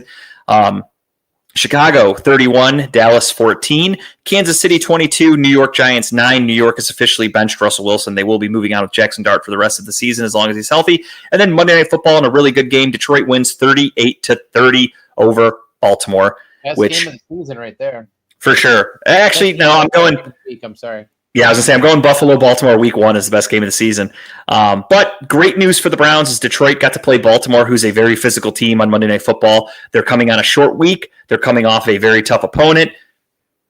Stars kind of align for the Browns to possibly get an upset. I'm not calling that, but if it happens, there's some evidence to help it. So that was the week 3 results. I have a quick update here. George has yet to go back and tell me his picks from week 1, so I don't have an accurate number on that. But I do have 7 and 9. You were 7-9 week 1. Yeah, even though I didn't, when we were discussing the Chiefs Chargers game, I actually did not make a pick, but I would have chosen the Chiefs. So I made that decision on that one. In fairness, because I would have taken the Chiefs on that. So yeah, I respect your honesty. I only turned around and came out 7 and 9. Okay. Well, we're not doing picks yet. I'm just going to give the scores really quick from the 3 weeks total. So right now I hit my bonus bet last week, my pick or my spread pick, and unfortunately Kyle and George both did not. So I am. It is 35-16 for JG, 39-11 for Kyle, and 28-20 for George. So that's where the standings are right now heading into week 4. We'll do the picks after, but wanted to talk a little baseball with you guys because, again, of course, I have the Guardians game on in the background here. I am so fired up. Every game is like playoff baseball. I'm enjoying this regular season run more than I think I'm going to enjoy the postseason, if I'm being honest. And why I say that is going to make me sound like a bad fan, and that's okay, and it's probably going to get some people mad at me for it that are diehard Guardians fans. But is there anybody out there that truly, truly feels like this Guardians team can win a World Series? I don't. Their pitching is fantastic. I think their starting pitching is great. Gavin Williams, Tanner Bybee, even Parker Messick has been fantastic. Slade Ciccone has been fantastic. Even Logan Allen has done some great things for us when we needed him most, like in Minnesota on Saturday. Now, with that being said, our offense, not great. Our batting average is one of the worst in the NFL in Major League Baseball, if I'm not mistaken. And then obviously you can go down the nerd stats, OPS, all these crazy things. If you really want to break down statistics, you can look at the Guardians, and they are not a good offensive team, but they're winning. That's all that matters at the end of the day. Pitching tends to be the most important thing in playoff baseball, which it usually is. You need your starters to give you 5 or 6 strong innings. Then you rely on your good bullpen. Guardians have all those things. They have all those tools. Offensively, that's what scares me, though. So, with that being said, if they make this huge comeback, if they end up winning the division as they're currently on track to do, if they even make it in as a wild card, that is impressive. For a team that you guys can, I'll be the first to admit, a month ago, I wrote this team off. I had an episode that was like, I played funeral music for them. They still have a chance to go to the playoffs, which is crazy. Do I think they can do much in the playoffs? I don't. I'm sorry. I'm just being honest. So I'm going in more excited for what's happening right now. For this series against Detroit, to me, and the series against Detroit last weekend or last week, those were playoff series to me. Now, actual playoff series, I'm not going to spend money on tickets. I'll watch the games, but I'm not going to be super invested like against the Yankees. Last year, we were getting ready to go to Punta Cana, and we had an early flight. We had to get up at like 4 a.m. I'm staying up till midnight watching the Guardians lose to the Yankees in extra innings because I'm a diehard fan, and I fucking regretted it the next day because they lost the game. But that was an exciting year. This year, I don't have that same hope in this team. So unfortunately, I'll just watch, I'll enjoy, I'll root for them, I will support every W that they get, but I'm not getting my hopes up for this team. What they're doing is incredible. I think they win the division, which, right? I mean, I think they're going to win the division. I think which is a historic situation if they do it. They would have made a 15-and-a-half game comeback from July, which has never happened in Major League Baseball. I think the biggest comeback ever was a wild card comeback, and it was less than this. This would be the biggest division comeback in Major League Baseball history. And we both have said in the past that if you get hot in baseball at the right time, that's dangerous, right? Which could play in their favor. With that said, I think they win their first round of their playoffs in the playoffs. But I think they're going to lose in the second round. But I do think they win the first one. They make it interesting. And I still wish I would have made that plus 1,000 bet a month ago that the Guardians would make the fucking win the playoffs. division. Oh my God. No, just make the playoffs. Oh, it was just playoffs. Okay. Well, as it sits right now, I have the postseason picture. I don't know if George has it. I already changed my screen. I'll go back. Does George have the current updated? Oh, he does. Look at that. So George is able to find it. Thank you, George. He switched it on me. I wanted the bracket. There we go. All right. So if the playoffs were to start today, we would all have seizures from the flashing lights that George is putting up there. But now that we have the bracket, it would be the Guardians against the Detroit Tigers, which what a hell of a series that would be. You'd have the Yankees against the Red Sox, and you, of course, are going to have Toronto and Seattle as your 1 and 2 seeds with the bye. In the National League, currently, you have the New York Mets in the 6th seed. You have the Dodgers at the 3 seed. That would be a fantastic series. Winner takes on the Phillies. Then you have the San Diego Padres taking on the Chicago Cubs. Winner facing the Brew Crew. I love it. I mean, this current seeding for baseball is fantastic.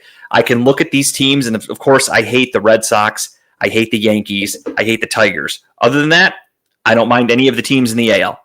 NL, the only team I seriously hate, the Cubs, obviously, for 2016, and the Mets, because my buddies are Mets fans. So I hate them too.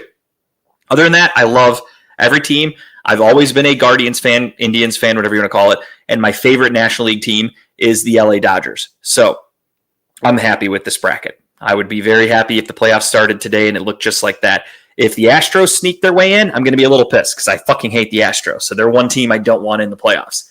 Now, in a 5-game series in the first round, I kind of would rather play the Astros if I'm the Guardians, to be honest. I think the Tigers are a really good team. If the Tigers figure some shit out, they were the best team in baseball for a while at the beginning of the year. If they can figure some shit out and they get over this hump that they have, which for whatever reason, they just have like the yips against the Guardians. If they can get over that and they happen to do it in the playoffs, they could sweep the Guardians easily. So I'd rather play the Astros personally. So I kind of am rooting for the Astros to get a couple W's and sneak into that final wild card spot. Easier said than done, but that's kind of what I'm hoping for. Now, I didn't look far ahead for the rest of baseball, but I did look ahead for the American League. So you currently have the Yankees as the top wild card. Second place wild card is the Boston Red Sox. That's why you see them there lined up. So Red Sox play the Tigers this weekend in a 3-game series. That is a significant series because the Tigers are in third place in the wild card currently. We'll see how the series ends against the Guardians, but let's just say it goes the way it's going now. They will be third place in the wild card, needing to get ahead of Boston. So, I can't see that. It's a little too small. Let me zoom in here, George. Sorry. Give me 1 second. All right. Yeah. 1 game behind. Red Sox 86 and 71, Detroit 85 and 72. Now, of course, if the Red Sox sweep they're playing the Blue Jays currently. If they sweep the Blue Jays and Detroit gets swept by Cleveland, then I mean they're going to be 3 games out, give or take, by this weekend. Tigers would need to sweep. So Tigers still have a little bit to play for, but it could be a little out of reach. Houston, though, right behind them. So if Detroit loses today and Houston happens to win, those 2 teams are going to be tied. I don't know what the tiebreaker is for those, but there's a lot going on in the American League. What do the Yankees play at the end of the season? That's a good question. I don't honestly know because I think if the Yankees win today, I think they basically have the top wildcard seed locked up because as you can see right now, they've got a 3-game advantage over Boston, so they're already locked. And again, if they just win a couple more games, they overtake Toronto in that division. Yeah, technically, Toronto has 90 wins. They're 90 and there it is, 90 and 67, and the Yankees are 89 and 68. So the Yankees actually could tie for the division today because the Yankees are winning and the Red Sox are beating the Blue Jays. So the Blue Jays could piss away their 1 seed. Yeah, so the Yankees end the season with Baltimore. Okay, so Yankees, Baltimore, Boston's beating Baltimore right now. Detroit's taking on Boston to end the season, and I said Baltimore, I meant Boston. Boston's taking on Toronto right now. Yankees are taking on the White Sox, of course. And then they end the season Yankees with the Blue Jays and Boston against the Tigers. So the Yankees and Blue Jays are playing for the division. Boston and Detroit are playing for wild card spots, possibly the division, but I think it's going to be out of reach for Boston. And then Seattle has the division locked up. There's no way Houston's going to surpass them. I just don't think Houston's going to go on a win streak and Seattle's going to lose every game for the rest of the season. But Houston still needs to win to try to get a wild card spot. So that Detroit-Boston series is huge because Houston needs to win because they might be able to jump one of those teams. So the Athletics, so they have a pretty good opportunity to win some. They got their asses kicked last night though because I bet on the fucking Astros, those bastards, and they lost 5-1. But yeah, no, the end of the season's awesome. It's truly playoff baseball every night because there's so much at stake. Again, I haven't looked at the National League, to be honest. I don't know. I know the Mets are still hanging on by a thread. They had a late win yesterday against the Cubs because they're battling for wild card positioning too. So it's awesome. If you're a baseball fan, this is in my opinion, this is like the fucking closest it's ever been at the end of a season. And every game, like teams are jumping in the standings, going down. It's awesome. I love every second of it. So I've been watching the Guardians games like a fucking hawk. I'm loving every second of it. Playoff baseball, even though it's not technically playoffs yet. Can't go wrong. Quickly, I wanted to talk a little bit about I want to talk a little WNBA. I want to get everybody into the WNBA here. I want to make some WNBA fans because we are going to have a team in Cleveland in 2028. They haven't given themselves a name yet, but I do want to talk a little WNBA just because it's exciting. You know, is it as good as the NBA? No. Is it supposed to be? No. So there's a lot of people out there that are just like, it sucks. It's a bunch of women. They suck. It's still professional athletes playing a sport. I could watch that all day. I don't care. I think Caitlin Clark is a fantastic basketball player. I think she's a good role model for women everywhere and girls. And I look forward to taking my daughter to a Cleveland basketball WNBA game when the Indiana Fever come to town in, 4 or 5 years, whatever. And I'd love to see Caitlin Clark play. And I hope my daughter loves sports as much as I do. And with a WNBA team coming to Cleveland, that's awesome. I honestly will take her to so many fucking games. I'm excited. But right now you have the Minnesota Lynx. They lost last night to the Phoenix Mercury. I think that series is 1-1. And then the Indiana Fever taking on the Las Vegas Aces, and that series is 1-1. Indiana actually smoked Las Vegas in game 1 of that series in a huge upset because Indiana is without Caitlin Clark. Caitlin Clark is out for the year, so she hasn't played in a while. And they're arguably they're one of their better players, Sophie Cunningham. She's also out for the season. So a lot of injuries in Indiana, and they still managed to pull out a W in game 1. But, of course, last night they came back down to reality. So you have the semifinals, best-of-5 series, Minnesota and Phoenix tied 1-1. Las Vegas, Indiana tied 1-1. Winners go to the finals. So keep an eye on that. Again, I know not a lot of people love the NBA. It turns into an easy joke for people. When they talk about it on the Rizzo show, when I'm in the YouTube chat, I see everybody just talk shit about it. Again, as a girl dad, I'm looking forward to introducing my daughter to the WNBA because, I love basketball. And if she's a woman, here's a league for women. Let's play some basketball. So I am I want to build a fan base with the Talking About Balls crowd out there of WNBA. I know it's not going to be an easy task, but I'm going to try. So here we are. You've overcome the golf thing. So I'm really glad that we've overcome the yeah, we're making progress here. We are a progressive show. We are for the masses. We're trying to get everybody to love everything, and WNBA is no different. I want people. If you like the NBA, what's wrong with watching WNBA? If there's not, it's a Tuesday night. There's not much going on. Throw on a WNBA game. What's the harm? Nothing at all. Yeah, they were on ESPN last night. I was watching them. They were competitive. The Minnesota Phoenix game went to overtime. Minnesota had a big lead. I also know this because I put a bet on them. I bet Minnesota and Las Vegas parlay, and Minnesota had like a fucking 15-point lead in the third quarter. They blew it. Game goes to overtime, and they blew the game in altogether. So crazy things can happen. It's a WNBA. It's fun, though. The games are fun. They're exciting. The women are actually very talented. Obviously, they're not as skilled as NBA players, so that also, in my opinion, yes, it can be a little like, oh, they missed a wide open layup, but then you watch them do something else, and you're like, oh shit, they're actually really good basketball players. They do some cool shit. So, I don't know, worth watching if you have nothing else to do. I'm a fan of the WNBA, and again, I look forward to the Cleveland team. I am just awaiting them to actually give them a name and a logo, and I plan on buying like a shirt or something. I'll get some merch, get Teddy a shirt. But as of right now, I don't want to spend any money when it's just Cleveland. That's all it says. There's not a fucking team name, so I'm not wasting my money I on. hope it's going to be the Rockers. It makes the most sense to bring the name back. To me, I feel like it's not going to be, and that's why they're delaying this for so long, because it seems like if it were the Rockers, it would just be easy. Like, hey, we're bringing a WNBA team back, Cleveland Rockers, day one, here's merch. Instead, it's like Cleveland basketball, Cleveland women's basketball, and they haven't given a name yet. So hopefully soon, I think in a few months, they're supposed to announce it, but I am, eagerly awaiting because I'm curious to see what they come up with. All right. Where are we at? 8:34. Perfect. It is that time. Oh, yeah. Asia Wilson won the MVP for the fourth time. I think she's the first player in WNBA history to win the MVP 4 times. She's a fantastic player for the Las Vegas Aces. If you ever get a chance to watch Asia Wilson play, she is great. So check her out. All right. Now it's time. The moment we've all been waiting for, again, with the scores. 35. I'll start with the top. 39-11, Kyle Price. 35-16, JG. 28-20, George. So we are in the thick of it. I did. That bonus game helped me. I got a couple other games. You took Baltimore. I took Detroit. So those helped. I gained a couple there. So now we look to do it all over again. George, if you will, please put up the scores or the spreads. I mean, whatever. You know what I meant. Yes, I'm tired. I stayed up too late last night watching Jimmy Kimmel, and then Teddy woke up at 5:30 crying, and technically it was Tara's night to get her, but because it woke me up, I looked at the clock and I'm like, I get up at 6 anyway. I'm not going back to bed, so I'm like, I'll go get her. So I had to go get up and get Teddy at 5:30 this morning. So I'm a tired boy. All right. I'm beat. I'm so tired. I can't wait to go to bed. I'm so excited. As soon as I get off of here, I haven't showered yet because I had to come home and help make dinner because Tara made a pot roast. I made the mashed potatoes from scratch, so I had to come home and make potatoes. We ate dinner. They were fantastic, by the way. And then I cleaned up the kitchen, and I raced up here to do the show. So that's my life nowadays.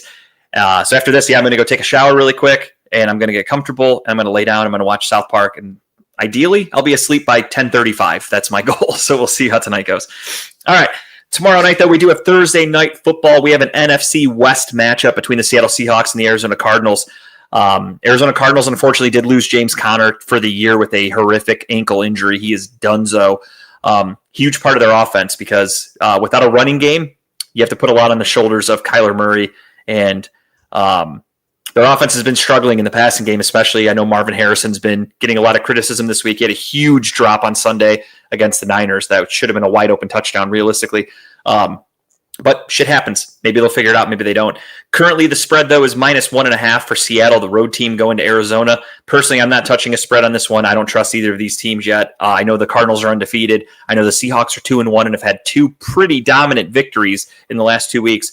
But those came against the Saints and the Steelers, 2 pretty lowly teams, in my opinion. So, with that being said, I am going to take the Seahawks because I do think they can win this game. They have a good defense. They have a decent offense. It seems to be clicking. And without James Conner, that's a huge loss for the Cardinals. I am going to take the Seahawks, but I am not touching that spread. So give me Seattle. Before we go any further, should we go back to how we used to do picks where we each take turns going first so we're all not following the same person?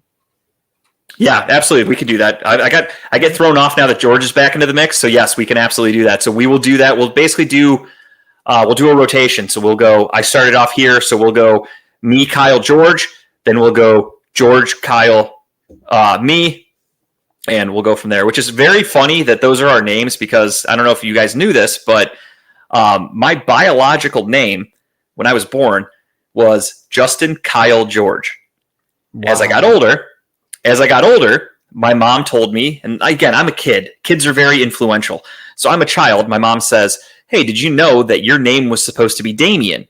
She goes, I was about to name you Damien, and your aunt threw a fit. She said your aunt threw a fit and said because of the movie The Omen with Damien, the devil's son, she's like, you can't name him that. That's a horrible name. You can't do that, blah, blah, blah. So she changed my name to Justin. And so I became Justin Kyle George. When she told me that, she was like, you can legally I could change your middle name to Damien. And I was like, okay. So we went to the courthouse. She changed my middle name. So I am Justin Damien George as of I don't know, 9th grade or something like that, or 9 years old or something like that. I did not know that. Yeah. So I was born Justin Kyle George. So that's why when I was saying all of our names in an order, I was confusing myself because I'm like, that's my fucking name. That's so weird. But yeah, so my birth name, my birth certificate, everything, it's Justin Kyle George. But then again, I legally got it changed when I was a kid, and it is Justin Damian George currently. But yes, I was born Justin Kyle George. Yep. We were meant to meet each other. That's amazing. Went to the courthouse, paid $100, and changed my name. So here I am. Because again, the name Damian's a cool name. So I was kind of like, fuck, you should have named me that. But what can you do? I'll take it as a middle name. But yeah, so little fun fact for everybody out there. I like it. All right, my pick, I'm going to take the Seahawks here as well. Okay. Ditto. We got a clean sweep, no spreads there. And next up, we have Vikings at Steelers with Kyle. Yeah, so this one's going to be an interesting game. Both defenses, I think, are good. Obviously, the Vikings very good. Yeah, I'm going to take the Vikings here. Give me the Vikings.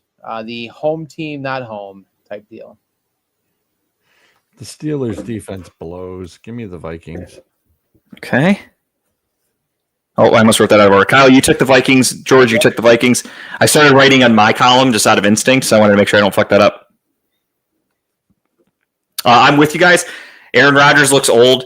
They struggled to beat the Patriots, who I think are a pretty bad team, and without Ramondre Stevenson fumbling multiple times in the turnovers from the Patriots, I think the Steelers should have lost on Sunday as well. So with that being said, I think Minnesota's a much better team. Minnesota won't make those same mistakes, and defensively, they're going to have a field day and eat on Mr. Rogers' neighborhood. So give me Minnesota as well. All right, George Washington or the Falcons? Oh, it's Commander. George Washington. I thought you were calling him George Washington for a second. Good. We're just setting these up and knocking them down. Today's the name game, apparently. Right? No, I'm taking Washington. All right. Justin? Yeah, I'm going to take Washington as well. Atlanta, I took them to win the division. I'm just not confident in them anymore. I don't know what the fuck's wrong with them. Their offense is bad. Michael Penix might be a huge bust. Not what I was expecting. So it sucks, but I accept defeat. Kyle Schwarber just hit a fucking tank. What happened? He hit a fucking bomb, like upper decker home run, crushed that goddamn ball. Jesus Christ. Before last week, I probably would have thought about taking the Falcons here, but last week kind of showed their hands a lot. So yeah, give me the Commanders here. Okay. All right. Next up, we have the Saints and the Bills. I think we're going to have a clean sweep here of the Bills. I don't think anybody's even considering. And the give Saints. me the points. You're taking the 15.5? Damn, Skippy. Woo, okay. I mean, honestly, that does seem kind of low for the spread, if I'm being honest. Yeah. I mean, they beat the Jets by fucking 25, and the Jets have a much better team than the Saints. Mm-hmm. I mean, actually, let me take a look at the board here. I don't know who I'm taking for my spread, so give me 1 second to I don't want to go too far ahead of myself.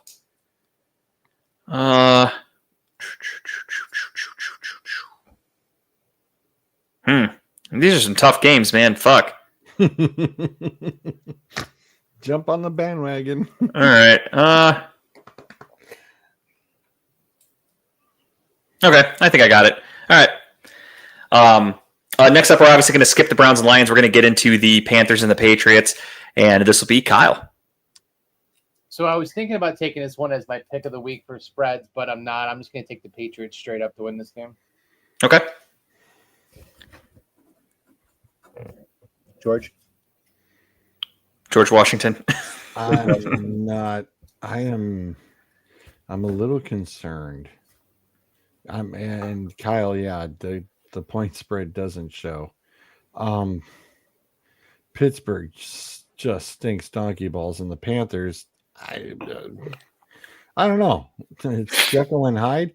I'm going to take the Panthers. I was a little bit more heavy on the Patriots last week, and after seeing the highlight reel and the replay, I'm like, I'll go one time. George, I'm with you. I'm taking Carolina, and I am going to take the points. I think they win. I think they win outright, and obviously if they're getting 5.5 points, it's only going to help the cause. So, yeah, give me Carolina, and give me Carolina plus 5.5.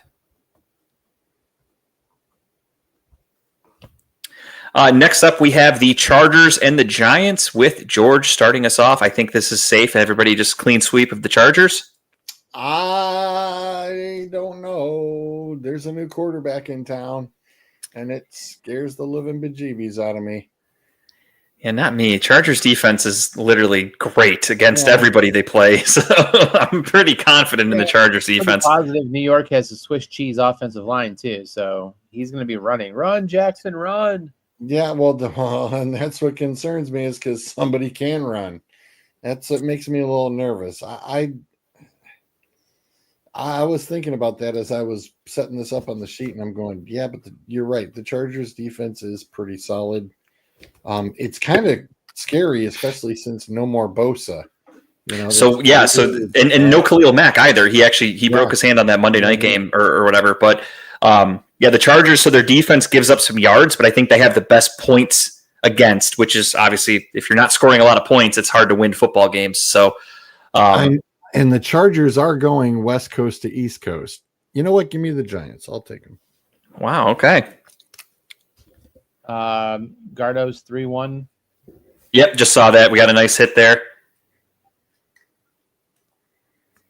You're taking the Chargers, Kyle? Yes, I'm taking the Chargers. Okay, that's what I thought. Jackson Dart's going to be fun to watch, but this is a hell of a game to have your rookie quarterback. Yes, this is a tough position. But in the Giants' defense, Russell Wilson kind of tied their hand. In that game on Sunday night, I don't know if you guys watched, but the game against the Chiefs, he had some horrible fucking passes. They literally had a 4th and goal with kind of the game on the line. They needed to get it, and he just threw the ball out of the end zone. Literally threw it into like the front row, and everyone's like, "Yeah, it's like you're not even going to give your fucking team a chance to catch a touchdown here." Goalpost for some reason. He really did. And no one was near it. He just threw it in the middle, and I was like, "Okay, it's time to move on from this guy." And that makes a lot of sense to make this move, but a tough ask to go against the Chargers. But I see it both ways. I look at it from teams of like, okay, you want to protect your young quarterback, but at the same time, I don't want my young quarterback coming in against the soft shit defense because then you might get a little too ahead of yourself. I want you to come in against the best of the best because if you can perform well against them, that's a good teaching experience. So kudos to them for making the move. But with that being said, Eagles, Buccaneers, next up. I believe I am first. Give me the Eagles. I'm pretty confident, Baker Mayfield, as we talked about, he's 3-0. He's led 3 game-winning drives against teams that are 1-8. He leads the league. And again, if you follow Cleveland TA, Baker Mayfield has the most turnover-worthy plays in the NFL, meaning he should have a lot more turnovers than he actually does. Sometimes the chickens come to roost, and I feel like his luck kind of runs out against the good Eagles defense, and their offensive line is garbage in Tampa, and the Eagles defensive line, I think, is going to have a field day with Baker on Sunday. So give me the Eagles in this one. Oh. It hurts you to pick against your boy. I know that. I really kind of want to pick him. I really do. Hey, as a guy that's trailing you by 4 games, please do. Yeah, you know what? Fuck it. Let's go. Give me the Buccaneers. Rolling the dice. Okay. Does Tampa Bay give Kyle a game, or does this bite him in the ass? We will find out on Sunday at 4:00. George, who are you taking in this one? I'm taking the Buccaneers after finding out that 4 of the defensive guys are out for the Eagles, including the corners. So, yes, I will take the Buccaneers all day. Yeah, but Mike Evans is also out for Tampa, so it's kind of a wash. Nah, not from the receivers I watched on Sunday. I think they're going to be just fine. We'll see about that. We'll see who's eating crow come next Wednesday. Next up, Titans and Texans. Kyle, you're up. What a shit game this is going to be to watch, huh? But give me the Texans here. Mm-hmm. This is your prison inmate game of the week, folks.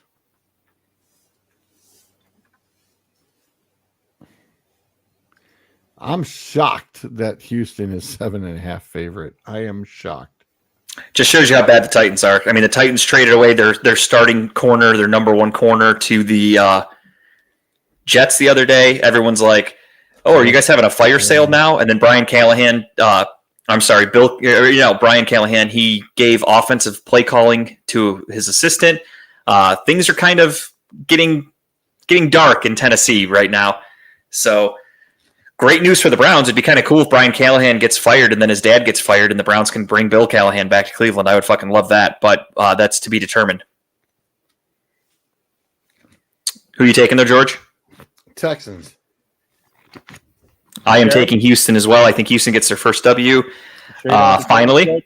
You sure? Yeah, George, you positive? You strike me as a big, this is a bitter rivalry. The Oilers, the old Houston against the new Houston.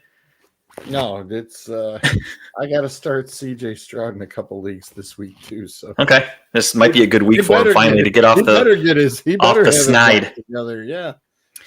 Next up, Colts and Rams. Colts are undefeated, 3-0. Rams come in 2-1 after that heartbreaking loss against the Eagles. Rams are the favorite though, 3.5 points. That's pretty tight. That's basically just because you're the home team kind of spread. I don't know what to make of the Colts. Jonathan Taylor is arguably the offensive player of the year right now. He is dominating. He leads the league in rushing, and by that I don't just mean he has the most rushing yards, because he does. He has more rushing yards than every other team in the NFL total. So Jonathan Taylor is really fucking good. Danny Dimes looks like a man possessed. I don't understand what's happening. But I also think it's kind of a fluke. I feel like they might come back to earth. I think Sean McVay, especially at home, gets the W. Give me the Rams. Give me the Colts plus the 3.5, please. Okay. Yeah, I'm sorry. I think the Colts are not pretenders here, and the Rams. Oh, man, George is picking too much like me. I need to back off.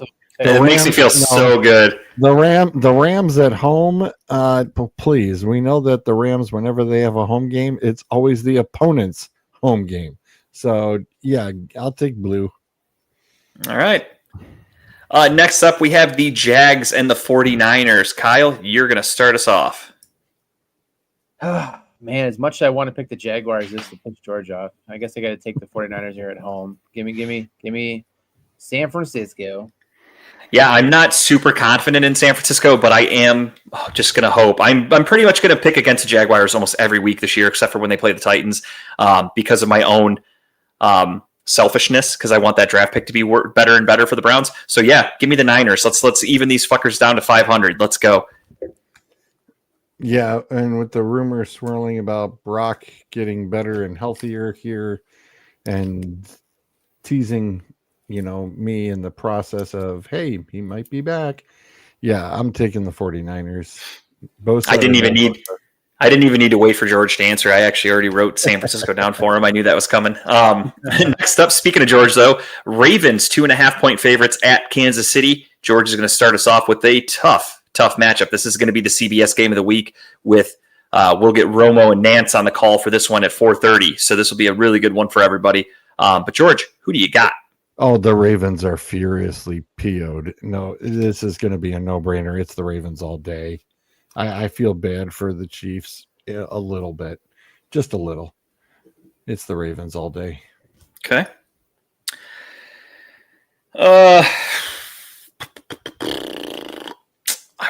This is crazy because when you think about it, there is going to be a team. Both of these teams are 1-2. Who the fuck would have saw that coming between the Ravens and the Chiefs? One of these teams is walking out of this game 1-3, basically ending their season for the most part. Well, I'll take that back. Ravens will be fine in the AFC North. If the Chiefs are 1-3 in the West, that is tough. That's a tough hill to climb. There are rumors that Xavier Worthy is practicing and could be back. That's a huge boost for them, but I don't think it's going to be enough. I am taking Baltimore as well, unfortunately. Yeah, give me Baltimore here too. I don't know. The Chiefs just seem off this year for some reason. Yeah, I don't have enough faith. Like, don't get me wrong, I usually never pick against Mahomes, but I haven't seen enough of them yet this year to give me confidence. So I'm okay with picking Baltimore, and I'm also would not be surprised if we all end up losing this game because the Chiefs pull out the W at home. So we'll see. Crazier things have happened. Next up, Bears and Raiders. Give me the Bears. I'm going to ride their high that they're on from the game against the Cowboys. I think the Raiders are really bad. The Raiders in Las Vegas, they're a home team, but speaking on what George said about the Rams with the opposing team having the home field advantage, similar in Vegas. Vegas is a vacation. spot for people. So people like to just go to the game to watch teams play. Like my uncle was there a couple weeks ago. He was in Vegas. He went to the Chargers Raiders Monday Night Football game just because he was in town. So it's a lot of people just traveling. There's no real home field advantage for the Raiders. Geno Smith sucks. I don't know what happened to him. He's back with Pete Carroll, and he's terrible. Ashton Genty doesn't look that good of a running back. And the Raiders are the Raiders. So I thought the Bears would take a huge step forward this year with Ben Johnson, with everybody, all the acquisitions they made. And I think maybe we're starting to see that kind of connect the dots here. So give me the Bears. Yeah. Yeah. I think the Bears. I don't know. I still don't trust the Bears. Last week, I feel like it's part of a. I don't trust either. Yeah, I'll take the Bears here. Yeah, I'm with you guys. It's spooky in a way. It's like it's another coin flip game, but to me, I look at it as at least the Bears had one game where they looked really good. The Raiders haven't done that yet, so I'll take the team that actually showed that they can be kind of good. Next up, with Kyle going first, we have the Packers at the Cowboys. The Micah Parsons revenge tour starts in Big D. Yeah, it's gonna be a nice homecoming for him. But give me the Packers here against the Cowboys. Yeah, I guess I should just ask. Yeah. Does anybody want the Cowboys? I think we made the over-under last night 6 as far as how many times Micah gets a hold of Dak Prescott. So I will say kudos to the Browns. They shut Micah Parsons down. He got some pressures, but that's it. So he is blockable. But the Cowboys are in shambles right now. I was going to say, the Cowboys, hey, Micah doesn't have to worry about the red jersey this time. He can go all out. And the Cowboys have Brian Schottenheimer as their head coach. They don't have Kevin Stefanski, so I trust Kevin Stefanski a little bit more, in my opinion. Next up, with George going first, we have the Jets and the Dolphins. The Monday Night Football doubleheader couldn't have been two of these. You couldn't pick two shittier games, if I'm being honest. Jets and Dolphins get us started off. So, George, who do you got? Look at these badass unis, dudes. Yeah, if only that made them a good team. Look, yeah, I know, but it's a damn shame because those unis look awesome. I love it in black. Those jerseys are blacker than a Tua Tagovailoa CAT scan. Oh, wow. Whew. Ouch. That's a CTE does to you. It just blocks it all up. Wow. Yeah. I'm taking the Jets, boys and girls. The Jets get off the schneid. They were so close last week. Yeah, I'm taking the Jets on this one.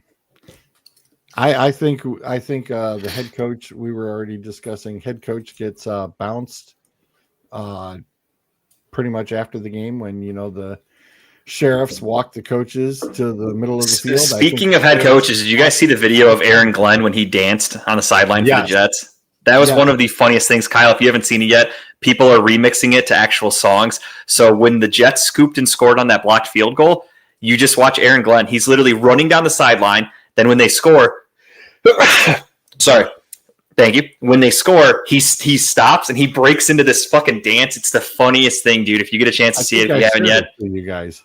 I think I. I think you did. I've seen it. Like, people are remixing it on Twitter with like different songs from like the 70s and disco songs, and I'm laughing my ass off at all of them, dude. They're so fucking funny. The segment was when the golf cart girl has liquor. Yeah, dude, it's so fucking funny. I'll send you one of my favorite ones in a second here, Kyle. But I'm with George. Give me the Jets. I think Justin Fields is supposed to be back from his concussion, and the Dolphins are a team that is ready to fire everybody, clean house, get rid of Tua, trade Tyreek Hill. They're going to have a fire sale soon. I think the Dolphins are in shambles. They already had a players-only meeting the other day, and nothing good comes from that. So, yeah, give me the Jets. I'm surprised he hasn't been fired yet.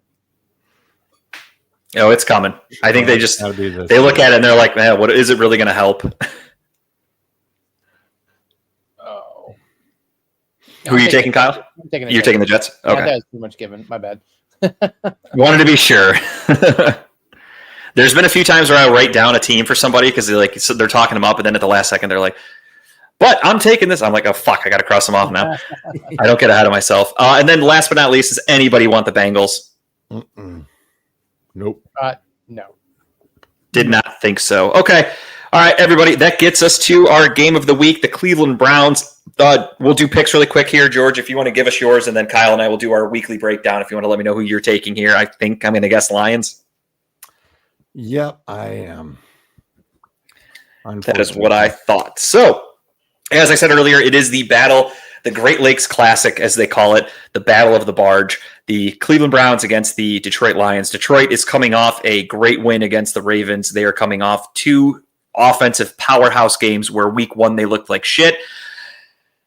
Basically, it shows you that if you can get to Jared Goff and you can create a little pressure, stop the run game, make him uncomfortable, you have a chance. That's what the Packers did week 1. Week 2 against the Bears, they did not do that, and the Lions did whatever they wanted.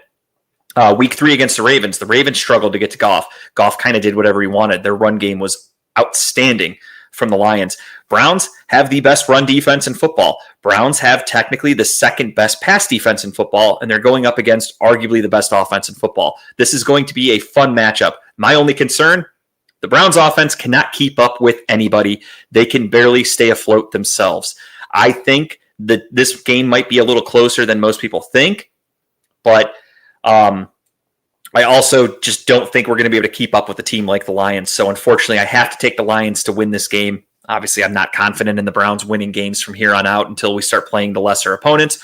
And basically, you can almost count on me taking the opponents for at least the first 5 weeks. Maybe I'll get a little frisky against the Steelers, but for this week, it is not that time. I am taking the Detroit Lions to win.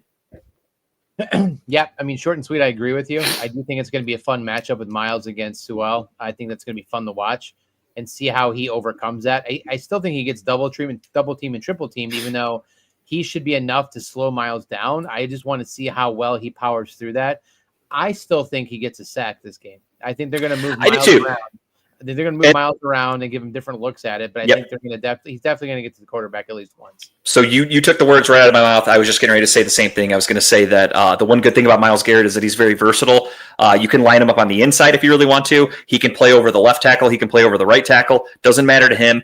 And that's the thing with T.J. Watt. There's a lot of comparisons between T.J. Watt and Myles Garrett. T.J. Watt plays on one side of the field. That's it. He doesn't move. So Myles Garrett you could put anywhere. So yeah, if he's going up against Swell and he's struggling and he can't get by because Swell is that good, and that would not be surprising to me.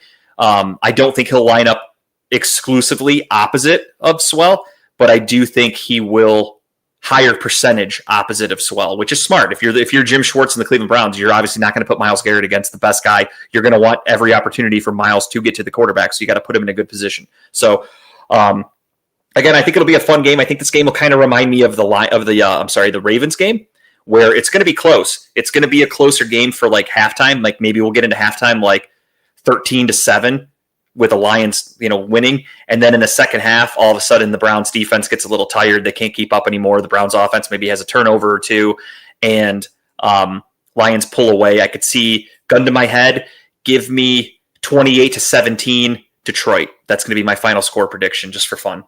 And I think a clean sweep for Detroit. It sucks. I would love to beat them in Detroit, especially. I got some friends that are Lions fans, so I would love to have a little bragging right. But at the same time, I don't expect the Browns to be good this year. So it is what it is.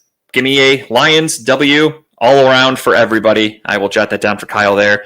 And with that being said, it is time to wrap up the show with everyone's favorite segment, Just the Tip, and George's girl, Taylor. Taking just the tip. I like it. My tip of the week is a book that I just I've had for a while, but I've just started getting into it. So I actually just been listening to the audio version of this because I've been driving so much for work. So the Untold Stories are the greatest sitcom in the 2000s. The Office, obviously, but it's really, it starts from way back when the show was even thought of, when they wanted to do basically the remake of the British version of The Office. How they went into casting, and then it breaks it down episode by episode. It goes into full detail, like how each episode was recorded, some of the issues and concerns they had without it not even getting picked up for a season 2.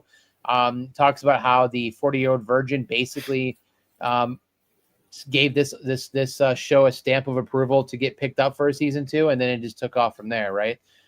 So it's a hell of a book. I love it. I'm almost done with it, but I like hearing the behind the scenes because I love the show. Anybody who knows me knows I'm obsessed with The Office. But it's a hell of a book. I like it. It's long. It's a lot of stories, a lot of interviews. They talk to everyone in the cast. They talk to the directors, the producers, the network people. They talk to different other like celebrity drop-ins that came in during different things. It's a really good book. I like it. 3 quick questions for you, or not all questions, but 3 things. First one, I actually have this book saved for I have a list for the library for audiobooks. I have this one saved. I want to check it out too. Second one, who is Andy Green? Was he a part of it? No, he wasn't. He's just someone who basically started following them back in the day. Like he was basically the on-scene like reporter for them, and then he started. Okay, so he's like a historian almost. I didn't know if he was like a writer or something like that. Okay. So he started doing interviews and everything of everybody over the time, and just kind of collectively put all this stuff together and then produced it as a book after it was done. And then apologies if you already talked about it. I don't remember, but did you watch The Paper yet? Yeah, so I did, and I don't know, not a fan. I mean, I plan on watching it, but it's hard to break out of what obviously you go into it with they do tie The Office together with this. I mean, yeah, Oscar's in it. I saw that. Oscar's in it. Yeah. They do carry over a story and stuff to it, but it's just, I feel like it's forced. Like it's forcing some of the same humor that you use with The Office, but you really can't do the same humor as The Office was because the humor to The Office. Different generation. It's a different generation, and some of that stuff you cannot get away with on TV right now. So it's okay. It just doesn't grab your attention. That's one thing me and Jess, we played the first 3 episodes of it, and I've caught myself through like episode 3, like looking at my phone more, and I look over and she's on her phone. I'm like, it's just not that grabbing. Like I'm not laughing as much. So that's not for me, but that's my opinion. Give it a watch if you want. I definitely plan on checking it out. I want to see it, but I figured you're a big Office guy, so I wanted to get your opinion first. All right. My tip this week is an EP. It's not a full album. It's only 4 songs. It's a band called Many Eyes. They released one called Combust. Again, 4 tracks. That's it. They're a newer band. I've talked about them before when they had their last album that came out. This is the lead singer, formerly of Every Time I Die. They had a huge falling out. Basically, every other member of the band against the lead singer.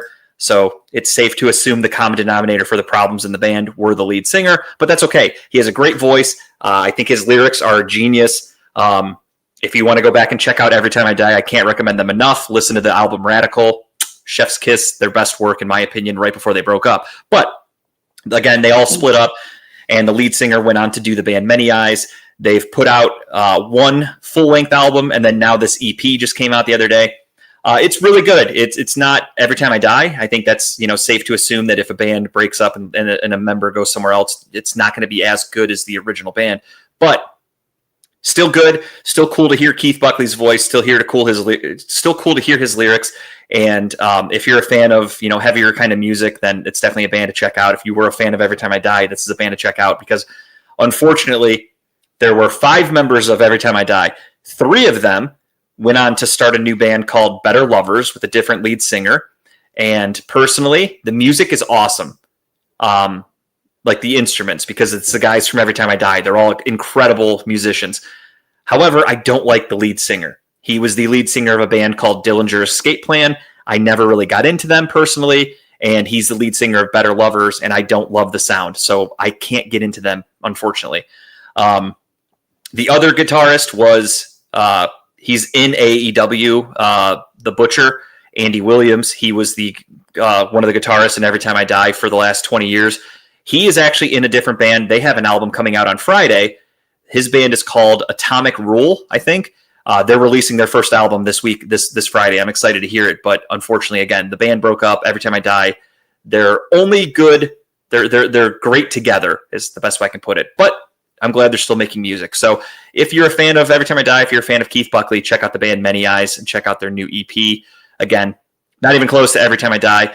There's a part of me that's holding out hope with the tinfoil hat on that in full conspiracy here, that he is saving his great lyrics for the inevitable reunion of Every Time I Die, because the lyrics in Many Eyes, good, not great. Every Time I Die, again, if you listen to the lyrics for their latest album, Radical, you're like, holy shit, it's so smart. His lyrics, he was an English major. I believe he was actually a high school English teacher for a while before the band got famous. And he's a great wordsmith. He's written a couple of books. He's just a very intelligent guy. So the lyrics have always been top notch for Every Time I Die. And Many Eyes just feels like it's taken a little bit of a generic step back. So again, tinfoil hat. I'm hoping that that's because he's holding out the great stuff for a reunion and doesn't want to waste it on many eyes. That's what I'm hoping for. I hope that's the case, but hopefully one day I'll find out. With that being said, though, that's it for me. That was just the tip. And what do we got? Breaking news. We have 7 of your Cleveland Browns have been given the 2026 nominee for the Pro Football Hall of Fame for next year. Quarterbacks Jake Delhomme and Jeff Garcia. Offensive lineman Lomas Brown. Ted Washington. Defensive lineman Ted Washington. Running backs Jamal Lewis and Eric Metcalf. And Josh Cribbs as our kick returner. They are the first of the Cleveland Browns for nominees. Gun to my head, Josh Cribbs deserves to be in the Hall of Fame. There's no question about that. Josh Cribbs should be in. I know multiple Hall of Famers, even Devin Hester has gone on record as saying like Josh Cribbs belongs in the Hall of Fame, no question. Other than that, no one on there deserves it. Personally, Clay Matthews not being in the Hall of Fame, Clay Matthews Sr. is a joke, and that's just a shame. That's a shame on the NFL Hall of Fame. But no one else on that list, in my opinion, has a snowball's chance in hell of making the Hall of Fame aside from Josh Cribbs. That's just my 2 cents. Congratulations on all of them making it to the next level, but no chance. Surprised it took this long for Metcalf, but he's a legend in our mind. He's a guy who he was great for Cleveland, but like when you look at it's the same thing with like Bernie Kosar. When I grew up, when I was a kid and I didn't have Google, I didn't know stats. I thought Bernie Kosar was like the greatest quarterback of all time because of the way he's treated in Cleveland. Then I looked it up and I'm like, he was pretty fucking average. It was really cool for what he did for Cleveland, almost got us to a couple Super Bowls, etc. But when you really break down his career, you're like, he's pretty fucking average. So Browns fans tend to inflate their own every once in a while, and that is inevitable. But yeah, shout out to all of them. Congratulations. Should be Clay Matthews and Josh Cribbs is literally the only 2 realistic choices. But unfortunately, it looks like Clay Matthews didn't even make it to the next step, which is a shame. This is for modern. I apologize. This is for modern era. Modern era. Okay. I got you then. But yeah, then give me Josh Cribbs. He's out of all of them. Josh Cribbs deserves to make it, and I think he should. All right. Ladies and gentlemen, that's going to do it for Talking About Balls. We will be back next Wednesday to break down the Lions and the Browns to give you all the updates on Major League Baseball. The playoffs will have started by then, so plenty to talk about. NBA season's getting close. There was some Cavs news that came out yesterday. We'll talk about that next week probably, and we will obviously be recapping Kyle's trip to the Ryder Cup. So have fun, be safe travels. Tell everybody we said hello. Kyle will definitely have a good time because Robert won't be with him, so that's a start right there. And I'm just kidding, Robert. It's true. But yeah, have a good time, man. Look forward to hearing about it when you come back. Be safe, enjoy it, and we'll talk to everybody next Wednesday. So thank you guys for watching. We'll talk to you then. Cleveland, that was for you.